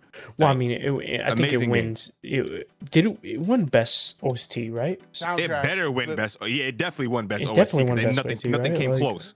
Like nothing came close to that shit. People don't understand. People don't understand. Soken is out of his mind. Yeah, that motherfucker that's the GOAT. Like that will win. Like as long if the next Final Fantasy game has Soken as the composer, guess what? What's winning OST of the year is anything that's composed by Soken. He's out of his mind. He's absolutely outrageously talented. This man puts everything into his work as far as OST goes. I think it's hard to compare. But yeah, as far as honorable mentions go, super highly underlooked game. It's like that's the thing. That's a testament of the games that came out this year. That Final Fantasy 16 is a game that just missed being nominated for the Game of the Year awards, and it was in Best RPG. And the only reason that it didn't win is because Baldur's Gate was such a force, and it was an RPG, right? That being said, I've only played like 3 hours of Final Fantasy 16 and I am completely enamored with it, and I can't wait to play more. God of War Valhalla. That DLC just dropped, just made it in this year, and it's one of those things that's gonna go underlooked as being one of the best content releases this year. They dropped it's like what, 4 to 8 hours of just DLC that you can play through, and for free, extended. It's like a whole new game. Honestly, if you think about it, it's a roguelike that they just released into their full-fledged single-player RPG game that they've dropped. It's fantastic. I'll tell you what, Dead Space Remake also dropped this year. Also good. Like, yes, it's a remake. It's kind of mostly one-to-one, but they've made a lot of substantial changes that actually made the original process even better. I still need to play that. Damn. And looking at it, I think that's it for me, to be Download honest. that right now. Yeah, I mean, the It's- only other game that I really want to finish this year, if I have the time, which I don't, Cyberpunk, the Cyberpunk DLC. I haven't even. Oh my god, That's you're right. another thing I'm gonna wait until I can actually give it my Yeah. full. Yeah, same. You know what I And want it's to like- play Cyberpunk? I want to replay Cyberpunk, but you know what I want for it? I want like a 50-80. That's what I'm saying. That's what I'm saying, bro. I want to give this Not game wrong. love, right? Like, I want to make love to Cyberpunk, right? Like, it's like, That's like Dragon's Dogma 2 coming out in March. Oh and the my new God. GPUs is supposed to fucking come out Well, in January. very I'm quickly, like, yo, I let's might cop a super just to play that game. before we end tonight, Depending on how it runs. let's talk about most anticipated titles of next year. To be honest, like, this is a Episode fatty remake. episode already. Let's That's it. fucking See go. ya. Let's start. You say that, but you just brought up Dragon's Dogma 2. What's up? Yeah, but FM7, that's not the same. It's not even in the same league. Like Dragon's Dogma 2, yeah, I'm hype as fuck for that game because I like the first game. But FF7 remake, like, come on, bro. Like, hello. For me, like nothing could come out for the rest of next year, and I'll be straight. Well, Like, I'm good. it's kind of hard for me because like a lot of the games that I want to play next year are PS5 exclusives. So I probably won't be able to play into the year after. Wait, Tekken doesn't count because that's literally like in 3 weeks, 4 weeks. 3 weeks, yeah. But for me, maybe that is. Oh, That's definitely one of them. Oh, no. You know what? No. It does count. You want to know why? Because I had to put the Apollo Attorney fucking True, the collection. true. I forgot that's just fucking month, dude. Yep. So there's that. I want to play Stellar Blade whenever that launches. Yeah. I want to play that Journey to the West game. Obviously, Final Fantasy VII Remake. I want to play Princess Peach Showtime, bro. That's Yep, what I Princess wanna play. Peach Showtime. Yep, Like- I want to play that. But like a good majority of these games, I'm probably not even going to be able to play until the year after. So I'm just kind of keeping my eyes open on like what's actually being released on PC next year versus being cucked for the year after. But maybe I get to play Final Fantasy 16 next year. We'll see. Probably. Maybe we can play Prince of Persia, and maybe it'll be great. That Prince of Persia Yeah, game it is looks supposed cool. to drop, Oh yeah, Prince of Persia looks cool. Yeah. you know. I think the most, actually, now that I think about it, that Black Myth Wukong game, bro, if it's anything, if it's as good as it looks, then that's I hope. probably it. But I'll say FF7 because the first one didn't let me down, right? Like there's precedent to it. Like, I already know the first one was good, so all they have to do is make this one better, right? So this one has more of a chance of being good than a game from a developer we've never seen before. The game, like, I don't know, the game looks great. I hope it's as good as it looks, man. You're just paranoid. Yeah, I am. I very much am, yeah. We have good reason. We all have good reason, Like, right? Like I mean, because you there gotta was a think bunch of about games that look good this year that weren't good. Black you Myth know? Wukong Yeah, and Stellar you know. Blade, I need both of those games to be great. Period. Like, I need. Is Stellar Blade a Chinese dev or a Korean dev? It's I think it might be one of it's I don't know. definitely one of the I don't two. know, I think but it's leaning because toward I'm- Chinese. I'm dev. ready. I I'm need, ready.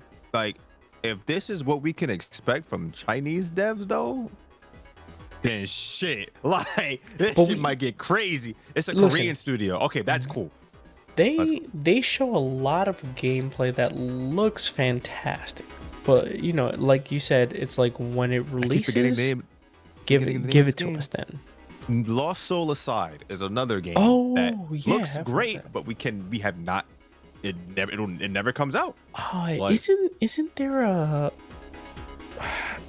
I'm forgetting the name of it, but isn't there a Black Desert dev game that's coming out, like a sequel to Black, something like that, like Crimson? Yeah. That's not out yet, right? Like that's coming out in 2024. I think it's Crimson Desert. And it looks, I think that's what it is. I think it's Crimson Desert. I think and it looks absolutely crazy as far as MMO players are concerned. But it's like, again, I don't think it's an MMO. Are we gonna see it? Yeah, exactly. Are we gonna see it? Right? Probably, what does that look like? I think they said the end of next year is when that game comes out. But the thing is, I have more faith in that. Let me not say faith. It makes more sense for that game to be at least decent because the combat in Black Desert is fucking ridiculous.